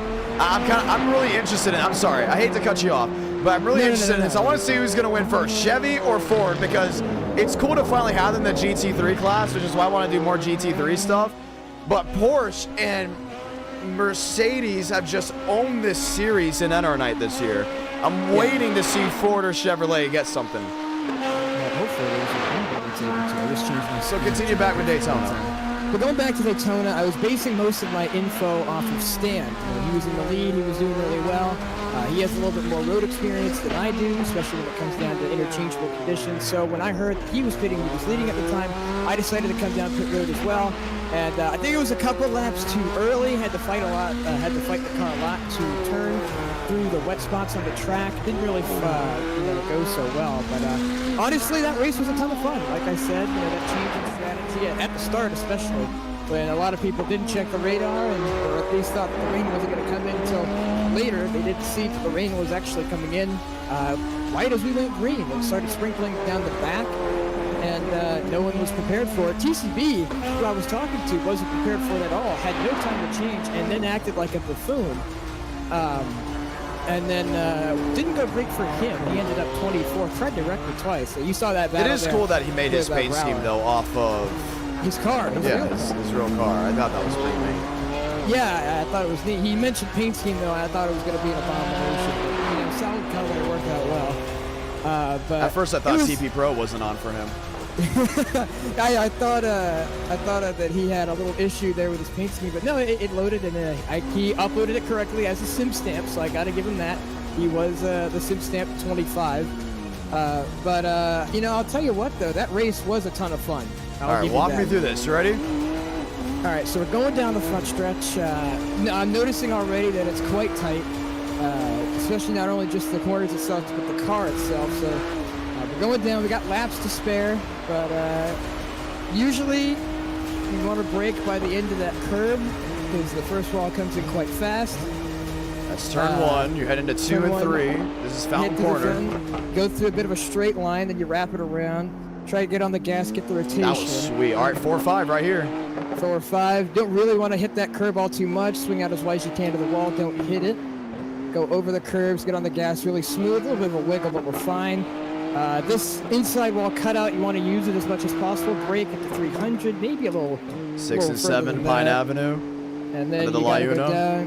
down. Careful there, you got some bumps. It's really careful. Then, right here, if this car didn't have ABS, that'd be terrible to go through. You want to cut it to the wall as much as possible. Use as much as the exit. You go down here, and you got to prepare for one of the tightest sections of the track. This is 8 to Usually 9. it's- This is coming to turn 9. Brake maybe about the 500, probably later. Gonna cut the inside curb. Firestone Bridge, Yes. carousel. Switch back, gonna keep to the inside as much as possible here. Brake at the end of the curb.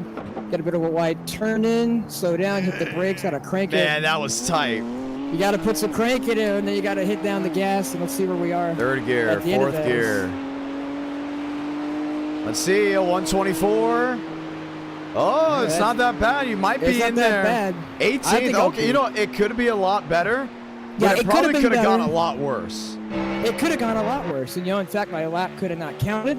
But that's a pretty safety lap. I didn't. You notice I wasn't so aggressive over the curbs. That'll get you a couple tenths here and there, and really careful. I think it's just not going to break the bias down, but it was a little tight, and I didn't want to really rotate as much as I thought it would. But, Now, that is a overall- roller coaster you go under, correct? If I'm not mistaken? Yes, if I'm not mistaken, that is a roller coaster. You can really gain some time here if you really send it. I love think the that's what I lost onboards some here. time. It's such a nice thing. I'm trying to figure out what way you go down after turn 8, that long stretch. I know what Pine Avenue is. That's to Yeah. turn 6 and 7 on the Liuna, and then turn 10 is after turn 9 around the carousel, the Firestone Bridge, where you're watching Danny Hansen navigate through right now. We're going to find out what street that is, because when we do street course races, I like going off of what street they're on instead of what turn they're on. It just adds more character. A little flow, a little sizzle, a little broadcasting nerdiness in me. They did that for the real Chicago Street Course race in NBC, I'm pretty sure. Instead of just saying McDonald's. So Course, our it was Chicago such a Street race. event's only going to be 75 laps. It's going to be one of the shortest e-tickets ever. But it's going to be tough because drivers have to worry about this. Just the fact that small corners, very tight. You got to focus all the time. What would Well- you say as a driver?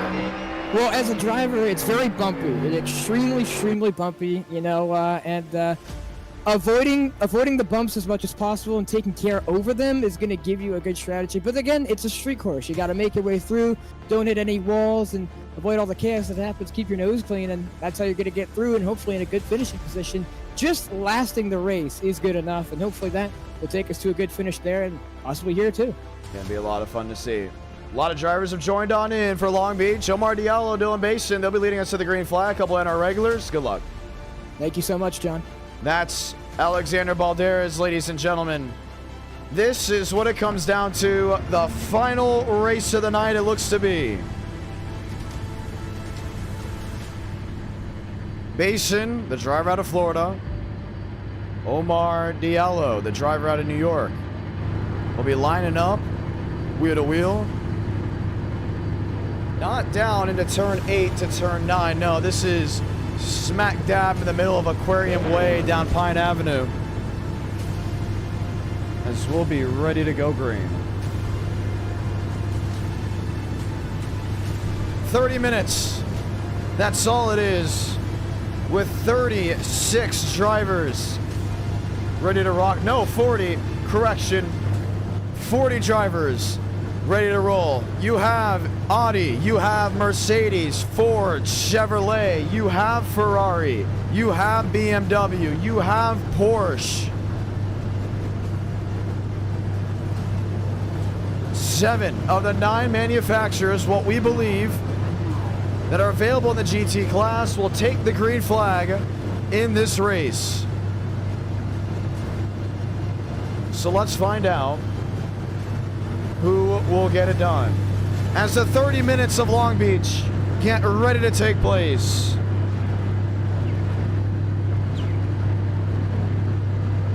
We'll see how it rolls.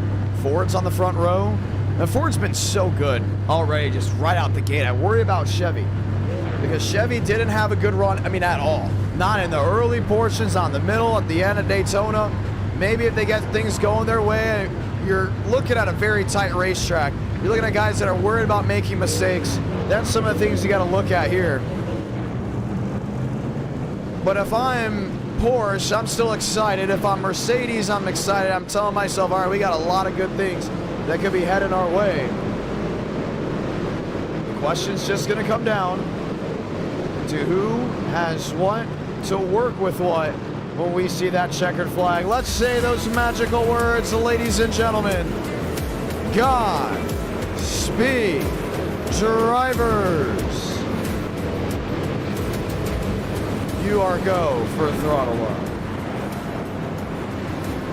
It's a 25-mile-per-hour corner, or should we say on the streets? That is the legal speed. We'll be seeing 140 down from turn 8 to turn 9. Ladies and gentlemen, let's get ready to go green from Long Beach. The twists and turns are the Firestone Bridge. To pump in the brakes at 25 miles per hour in the tightest hairpin west of the Mississippi. We have an issue. They have parked it into turn 11. The race will not start off of what just happened. They will delay the green. They just piled on in. Wow. They took it like they would when we bring the trucks or we bring IndyCar here. Look at the damage already. Gavin Austin has no nose. He's got to be well aware of that when we get going. Contreras. Others lining up. All right, we'll do an extra lap. But wow. Not what we expected. There's going to be danger looming at every corner. This is Long Beach.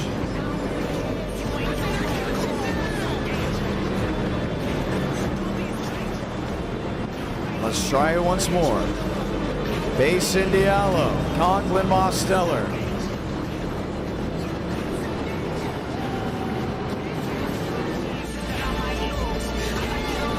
I can't believe what we saw. Well, I guess we're going to replay for pacing.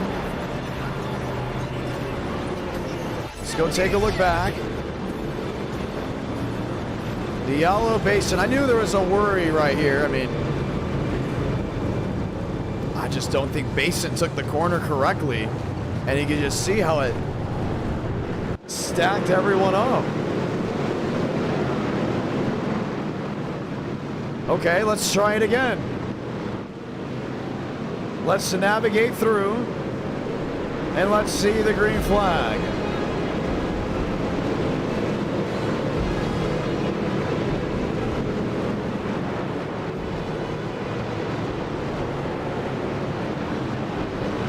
This will be the start of the race.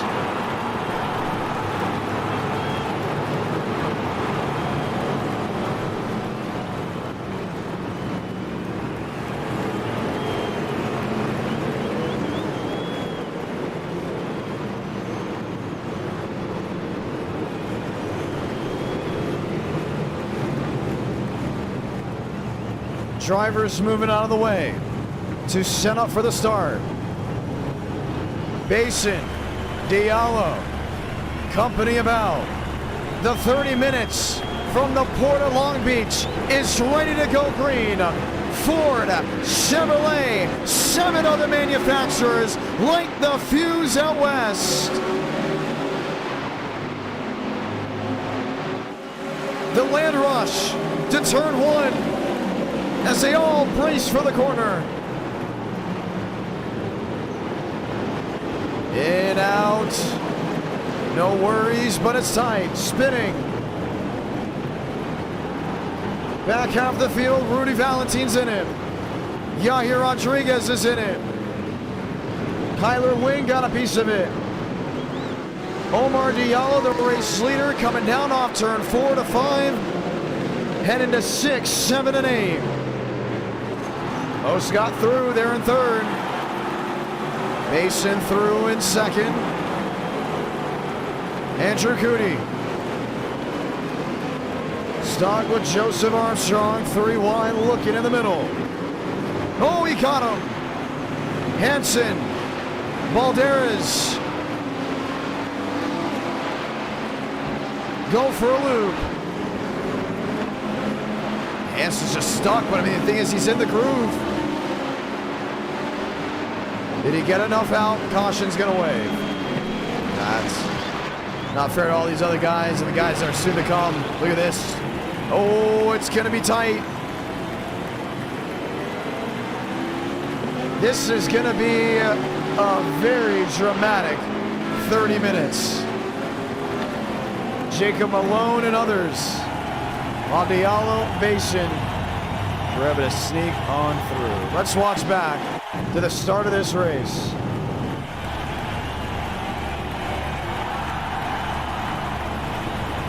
Thing is, the clock's gonna tick. No matter how many laps we do.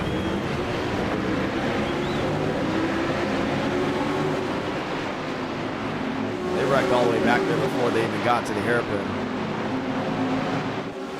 The main drivers in the front of the field got through without an issue. 3 wide, 4 wide, even some peaked. 2 by 2, here's Balderas. Oh, and it started with the 30.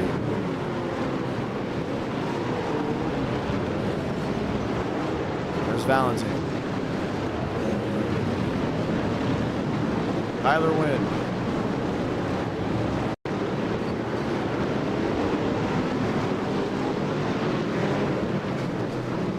He just got help. Wanted to drive out of it. Damage on Wynn's Ford. If you can even call it a Ford by then. A lot of damage on all ends of that machine. And we will get ready to try this again. The good news is I already have the Discord open, so I can talk to drivers as time goes on. So let's go ahead and hear what some may have to say. Let's talk to Gavin Austin. Gavin Austin, it's the John, you got a copy. Gavin, it's the John, you got a copy. No intel just yet from him. Let's talk to Basin. Basin, it's the John, you got a copy. I do. Well, it was tight before we even got to the green flag, and some drivers couldn't make it off of Pine Avenue. Walk me through the struggles you're dealing with. Yeah, these things, these GT3s don't like to turn at super slow speed, so we all got checked up right there. Like, I had the wheel locked and it just didn't do anything.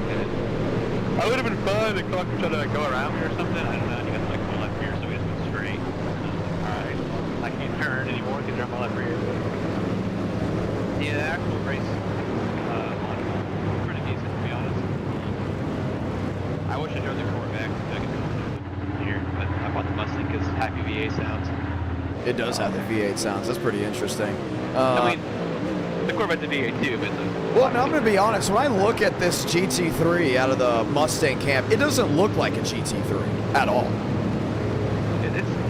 It looks more like a supercar.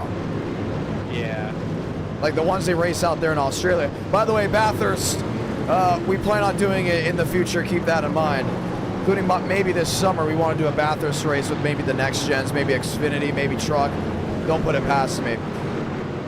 You're sitting here with the clock ticking away. Do you think you're going to get a lot of racing in, or do you think it's going to be mostly cautions and incidents? I mean, honestly, I feel like it's been good enough at some point. Next 10 minutes. So what we're hearing is Omar Diallo, the race leader, can go anytime after the hairpin to avoid that stack-up situation. And we can get racing underway. With now you knowing that information, what's your game plan? Honestly, I have no practice. I have no strength. I said, alright, all, and then I can tell he's probably going to gap me like first half of the lap. He's put like half a second on me already. So once I get comfortable with this thing quick, Seaside Way. Sorry to cut you off. You're down Seaside Way. I was trying to figure out what part of the street course this is. Obviously, turn 8 to turn 9. But you talk about the Fords being nimble, tough. Ford has never won a GT3 race. Chevrolet's never won a GT3 race. Porsche, with Mercedes, has won them all. Let's see if you can get that third manufacturer win in the series. I appreciate it. Dylan Mason, ladies and gentlemen, clock ticking away. 24 minutes now left in this race, with the white flag waiting to be presented, either by zeros across the board or when we strike zero with the checkered flag waving. Diallo can go anytime down off turn 11. He has full range to roll, grabs the gear. Green from Long Beach.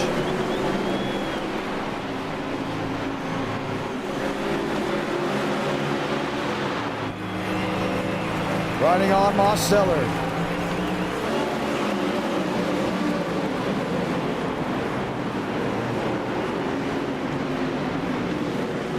Diallo to the fountain corner, 2 and 3. Head into 4, Dylan Basin right on his tail. That'd be an exciting time for Ford, but I'm telling you, Mercedes doesn't really care about a new manufacturer being added in. Mosteller right there in 3rd.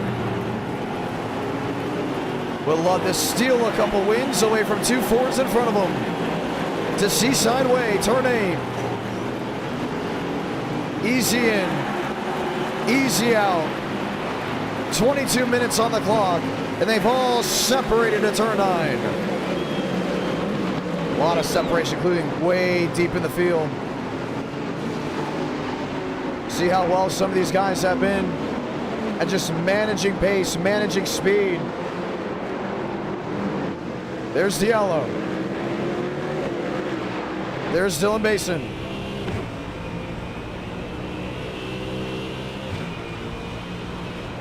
Mosteller P3. 22 minutes left on the clock. That's the top 3. Didn't see a lot of change. But now this is sprint, so they do have a smaller fuel cell than that of the endurance lane. Chad Thornquist, Alexander Balderas, Andrew Cootie, Joseph Armstrong, Schmidt, Steele, Major, Greenwood, Valentine, Carpenter, Galasso, McConaughey. Diallo advantage by a full second.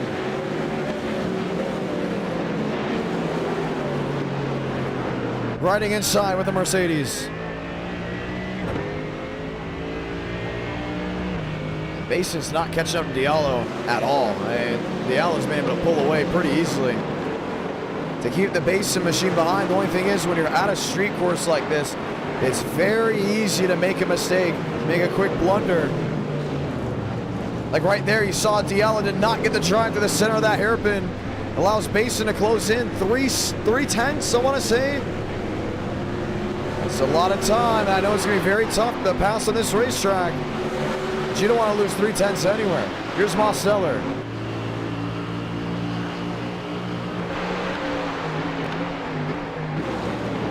Down to 1, the left-hander. Thurston, Balderas, Cootie. Oh, easy in, easy out. Chevrolet has got a driver in the top 5, Andrew Cootie. The number 9 gets around Alexander Balderas in the BMW. Here's Joseph Armstrong. Not the strong start Porsche was going to get after their qualifying efforts, but they already got one in the top 7. Just shows you how strong Porsche is, including in the GT3 class in our night in America. Don't be surprised if there's a late caution. They still somehow find a way to get out on top. When things go right for Porsche, they seem to always be in the best position. Basin a 1-2. Diallo back to 10 and headed to 11. 9 the difference. Full second back. You got a lap traffic now right in front of you for Omar Diallo. Jacob Malone, 2 Chevrolets. Neither with Preby. McConaughey. The 12th position, Kendall Carpenter. No nose on his Ford. Galazzo. Major. William Schmidt. The Ferrari there in 8th. Balderas. Wide and high. He's going to have company all over the back end of him. Ricardo did not get the start he wanted. He didn't get the restart he wanted. I mean, then again, he did start all the way back in 18, so he did get the start he wanted. He didn't get the restart he wanted. He should be up there fighting with Joseph Armstrong. Just very hesitant at the center of the corner. You saw Dylan Basin at one point was 8/10 back. Not the best run down Pine Avenue. Here comes Mostella to join him down Seaside Way.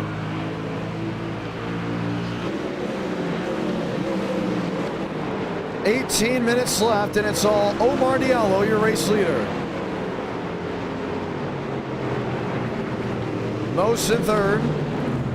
Basin, he's better down into the hairpin than that of Diallo. Diallo's just been getting a little bit stronger down of what's going on. Here's Hansen. One of the lap cars. Here's Steely into pit road. McConaughey, Carpenter.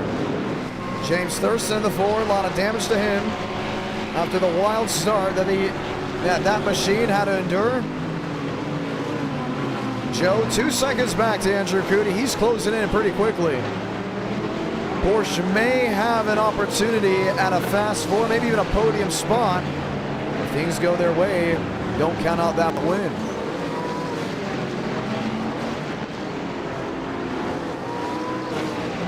There he is in the Porsche 922. Nice little twist on it instead of the 911.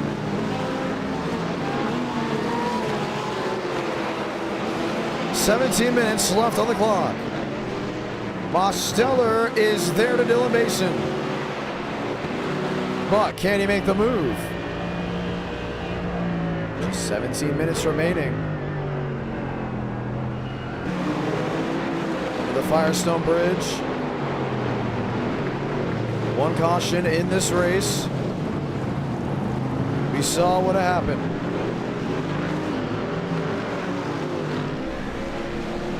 Diallo ahead by 2 seconds. Most back there in 3rd. Cootie back there in 4th. Armstrong back in 5th. Schmidt, Balderas, Throttle in 7th.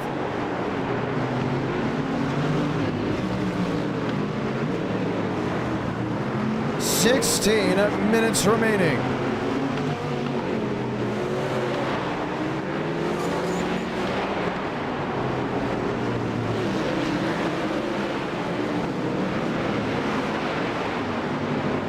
Thurston in 9th, Carpenter in 8th, Balderas in 7th, Schmidt in 6th. 16 minutes left.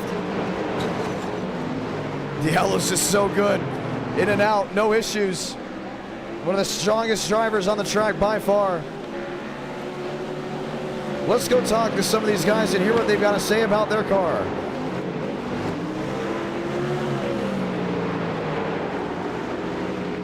Let's hear from James Thurston. Thurston said, "John, you got a copy?" Hey man, I think I need a yellow. Well, I don't think you've gotten a yellow. Well, I mean, you've already had one yellow, but we haven't seen enough incidents to cause have a yellow get thrown. Well, there was a pretty big one out of in the. Now apparently you guys said there's a 20-car pileup at Kansas, which we know wasn't true because we watched it happen live. And it's a 2-car slide that took about 18 guys to check up. I think that's the driver and you say, man, there was a huge wreck. We need a caution. Well, I mean, I need a yellow, but I'm just saying that like Who's it's that? clear now. But yeah, it was in that corner where they wrecked the Indy car. That one. Well, here you are in this position. How's the car feeling? You have a little damage after the wildness. What's the overall just run that you've had to deal with? Well, I think that if they made the corner coming to the green, I'd be in my spot because that's where it got all the damage initially, and then it's just driven terrible ever since. But it's been a race.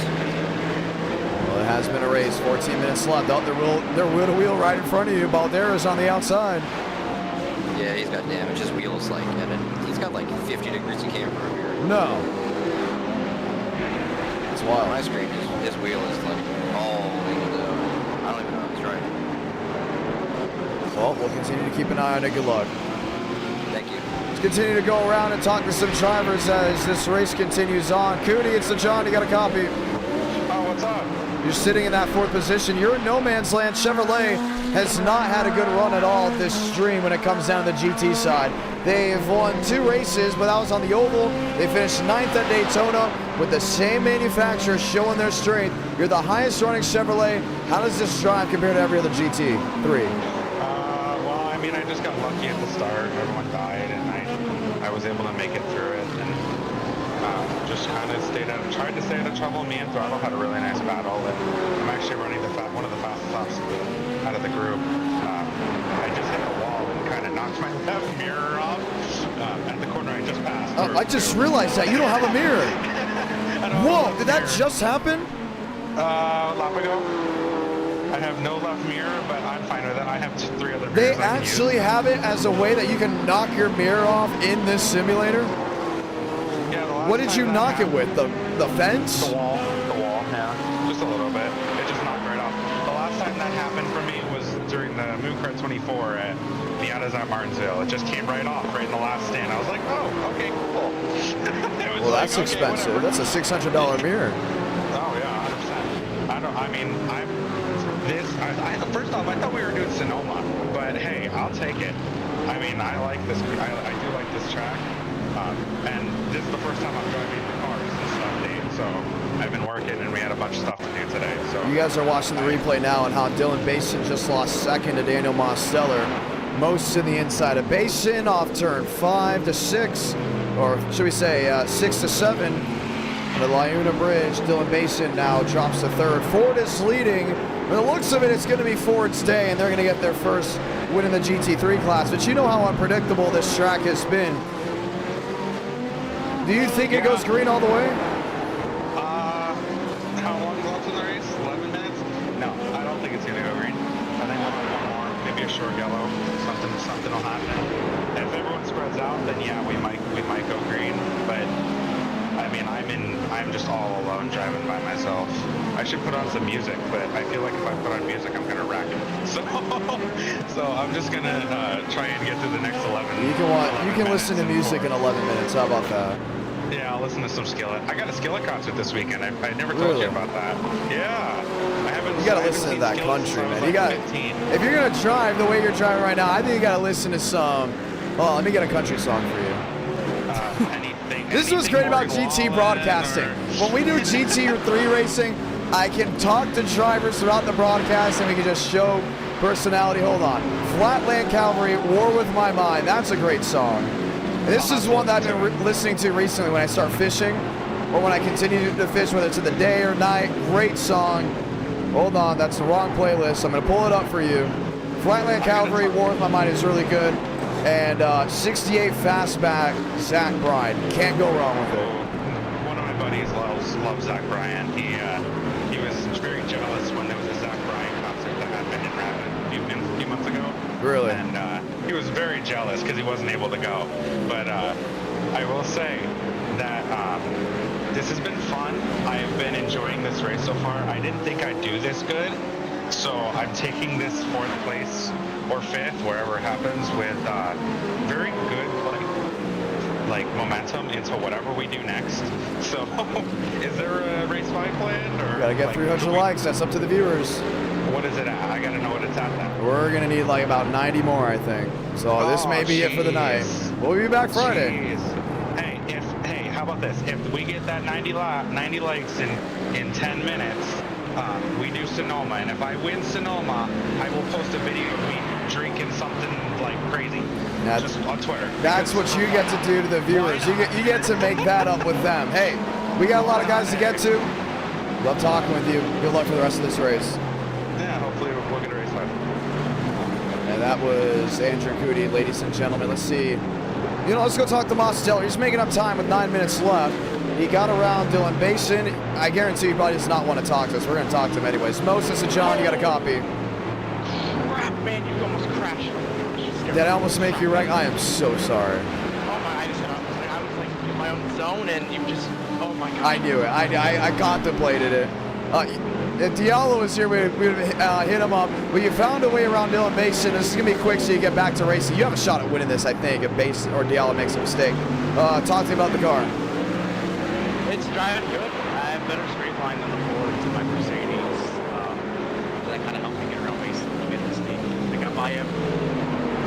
I need Omar to make a mistake. It's last 10 minutes. Well, it's going to be interesting to see. You're about 4 seconds back. Good luck. Thank you. Almost made Mosteller wreck there. You don't want any of that happening while guys are in their own little zone. You're watching Diallo lead with 8 minutes left in this race. We look, we wonder, we try to discuss what everyone's doing, everyone's thinking. Already talked to Balderas. Dominic Barbacalo, hey, he's back there in 15th. Let's see what Barb's got to say. Barb, it's a John, you got a copy. This is the first time I got to talk to you today. I know, I'm scaring every single driver. Yeah. You're back there in 15th, you're in the Mercedes. Mo said that they're definitely faster straight line to the Ford, and I believe that's the same way with the Chevrolet, but you're back in that 15th spot, I guess you've had to deal with a lot. Is that true? Yeah, I dealt with some stuff like my game crashing because I turned my wheel. Oh, no. Other than that, it's only my one crash. That's very unfortunate. You're here right now. Long Beach, very easy to make mistakes, but your car looks pretty good. Yeah, it's not that hard if you just know how to drive it. Let's see it right here. Let's see your turn one. Look at that. Perfect. I mean, skillful as ever. So what do you like? This more or short track racing? This. I actually feel like I'm doing something. Well, that's a big thing. You're going to be a mechanic. Do you have ambitions to join a race team one day? Oh, 100%, yeah. Oh, that'd be sweet. That'd be awesome to see. Yeah. You talked about it too. You had more fun being in the infield of a racetrack than anywhere else. Yeah. Yeah, it seems more fun. It looks a lot more fun. Like actually being involved in what's going on. Oh, that's not good. Oh, like, my goodness. The tires are overshot. I think the tires are a little warm. Maybe they're warmer. They're like pouring up.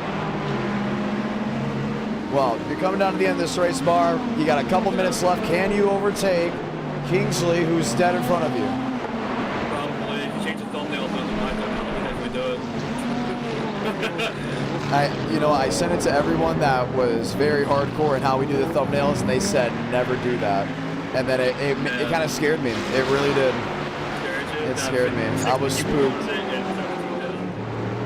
Okay, well, we'll maybe use your thumbnail. Everyone will see your thumbnail when it's published. I will change it at some point tomorrow or in a couple days and see what it does. I was a little salty at school when I smelled a little salty. I'm so sorry. Don't worry. You'll be happy when you see it published, and then we'll check it. We'll have it there for a day and see what people think. I got you. 6 minutes left. Good luck. All right, let's go Edmonton. No. No. Pause up. Alright. Cats and 6. 5 minutes, 50 seconds left. Omar Diallo leads. Matter of fact, he's led the majority of this race, but most has been off his game with Basin creeping back in. That would be the battle for the second position if it happens to go through. Sammy Yaya, Aladam Contreras, Jackson Carr, Barry, Mitchum, Stanley, Larson. All out of their own grouping, all out of their own zone. Final 5 minutes. Just before the stroke of midnight.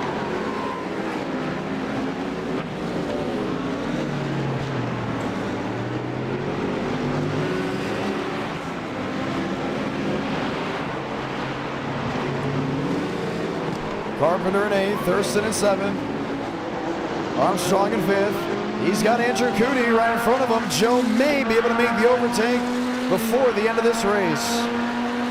I find it interesting that Demos has so much more straight line speed, but isn't able to catch up to Omar Diallo. And I still think it's because the Fords are that much better in the hard braking zones. That's something to keep in mind. The Chevys have not been able to prove very much. This should be their first top 5 if it stands. Cootie 4th. That'll be Armstrong in 5th.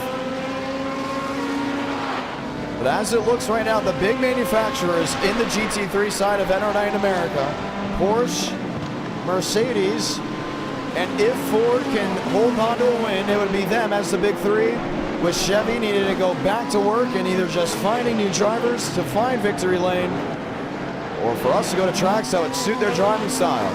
And we talked about this with others. They said Chevy may be better at Sebring. Chevy, Mercedes, they should be able to outclass at Sebring, at Atlanta, that is Road Atlanta.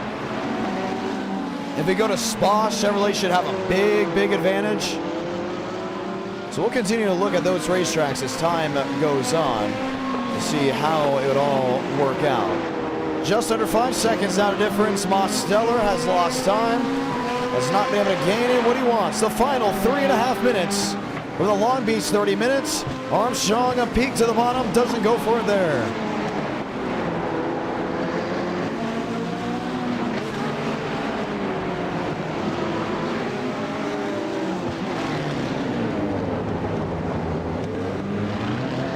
Drive off exit. Joe, no groove. Not just yet.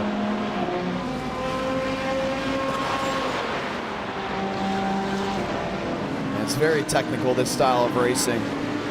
Completely different than that of stock car racing. Back to turn 1. Once that clock hits 0, it will be the final lap. Armstrong peaks wide. They're in 4. Couldn't get it to 5. Back to turn 6. Over the humps, under the strips. Lap traffic. The number 14. Joey Prevey. Down Palm, heading to Seaway. Heading to Seaside. Back to turn 8. This is the battle for the 4th position. We also will have a battle for 2nd with the final 2 minutes remaining.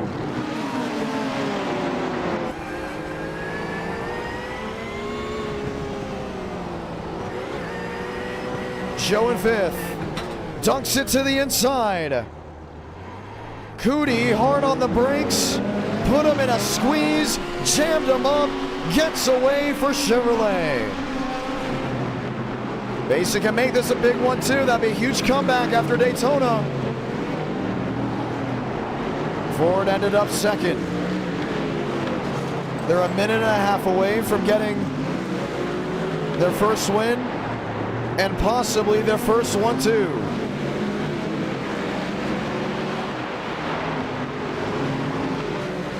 Trouble. Down towards turn 6.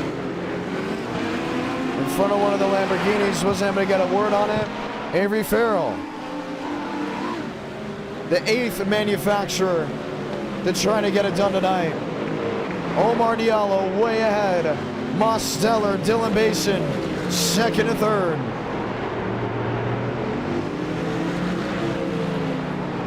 This will be the final lap of the race. Santa Blanca, 1 to go from the Port of Long Beach.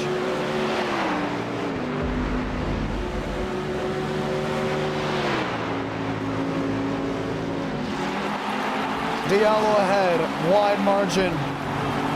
Basin, Mosteller.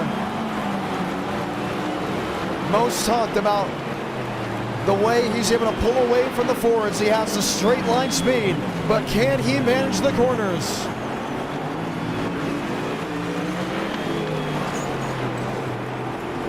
The clock will most definitely strike 0 as the final lap will wave.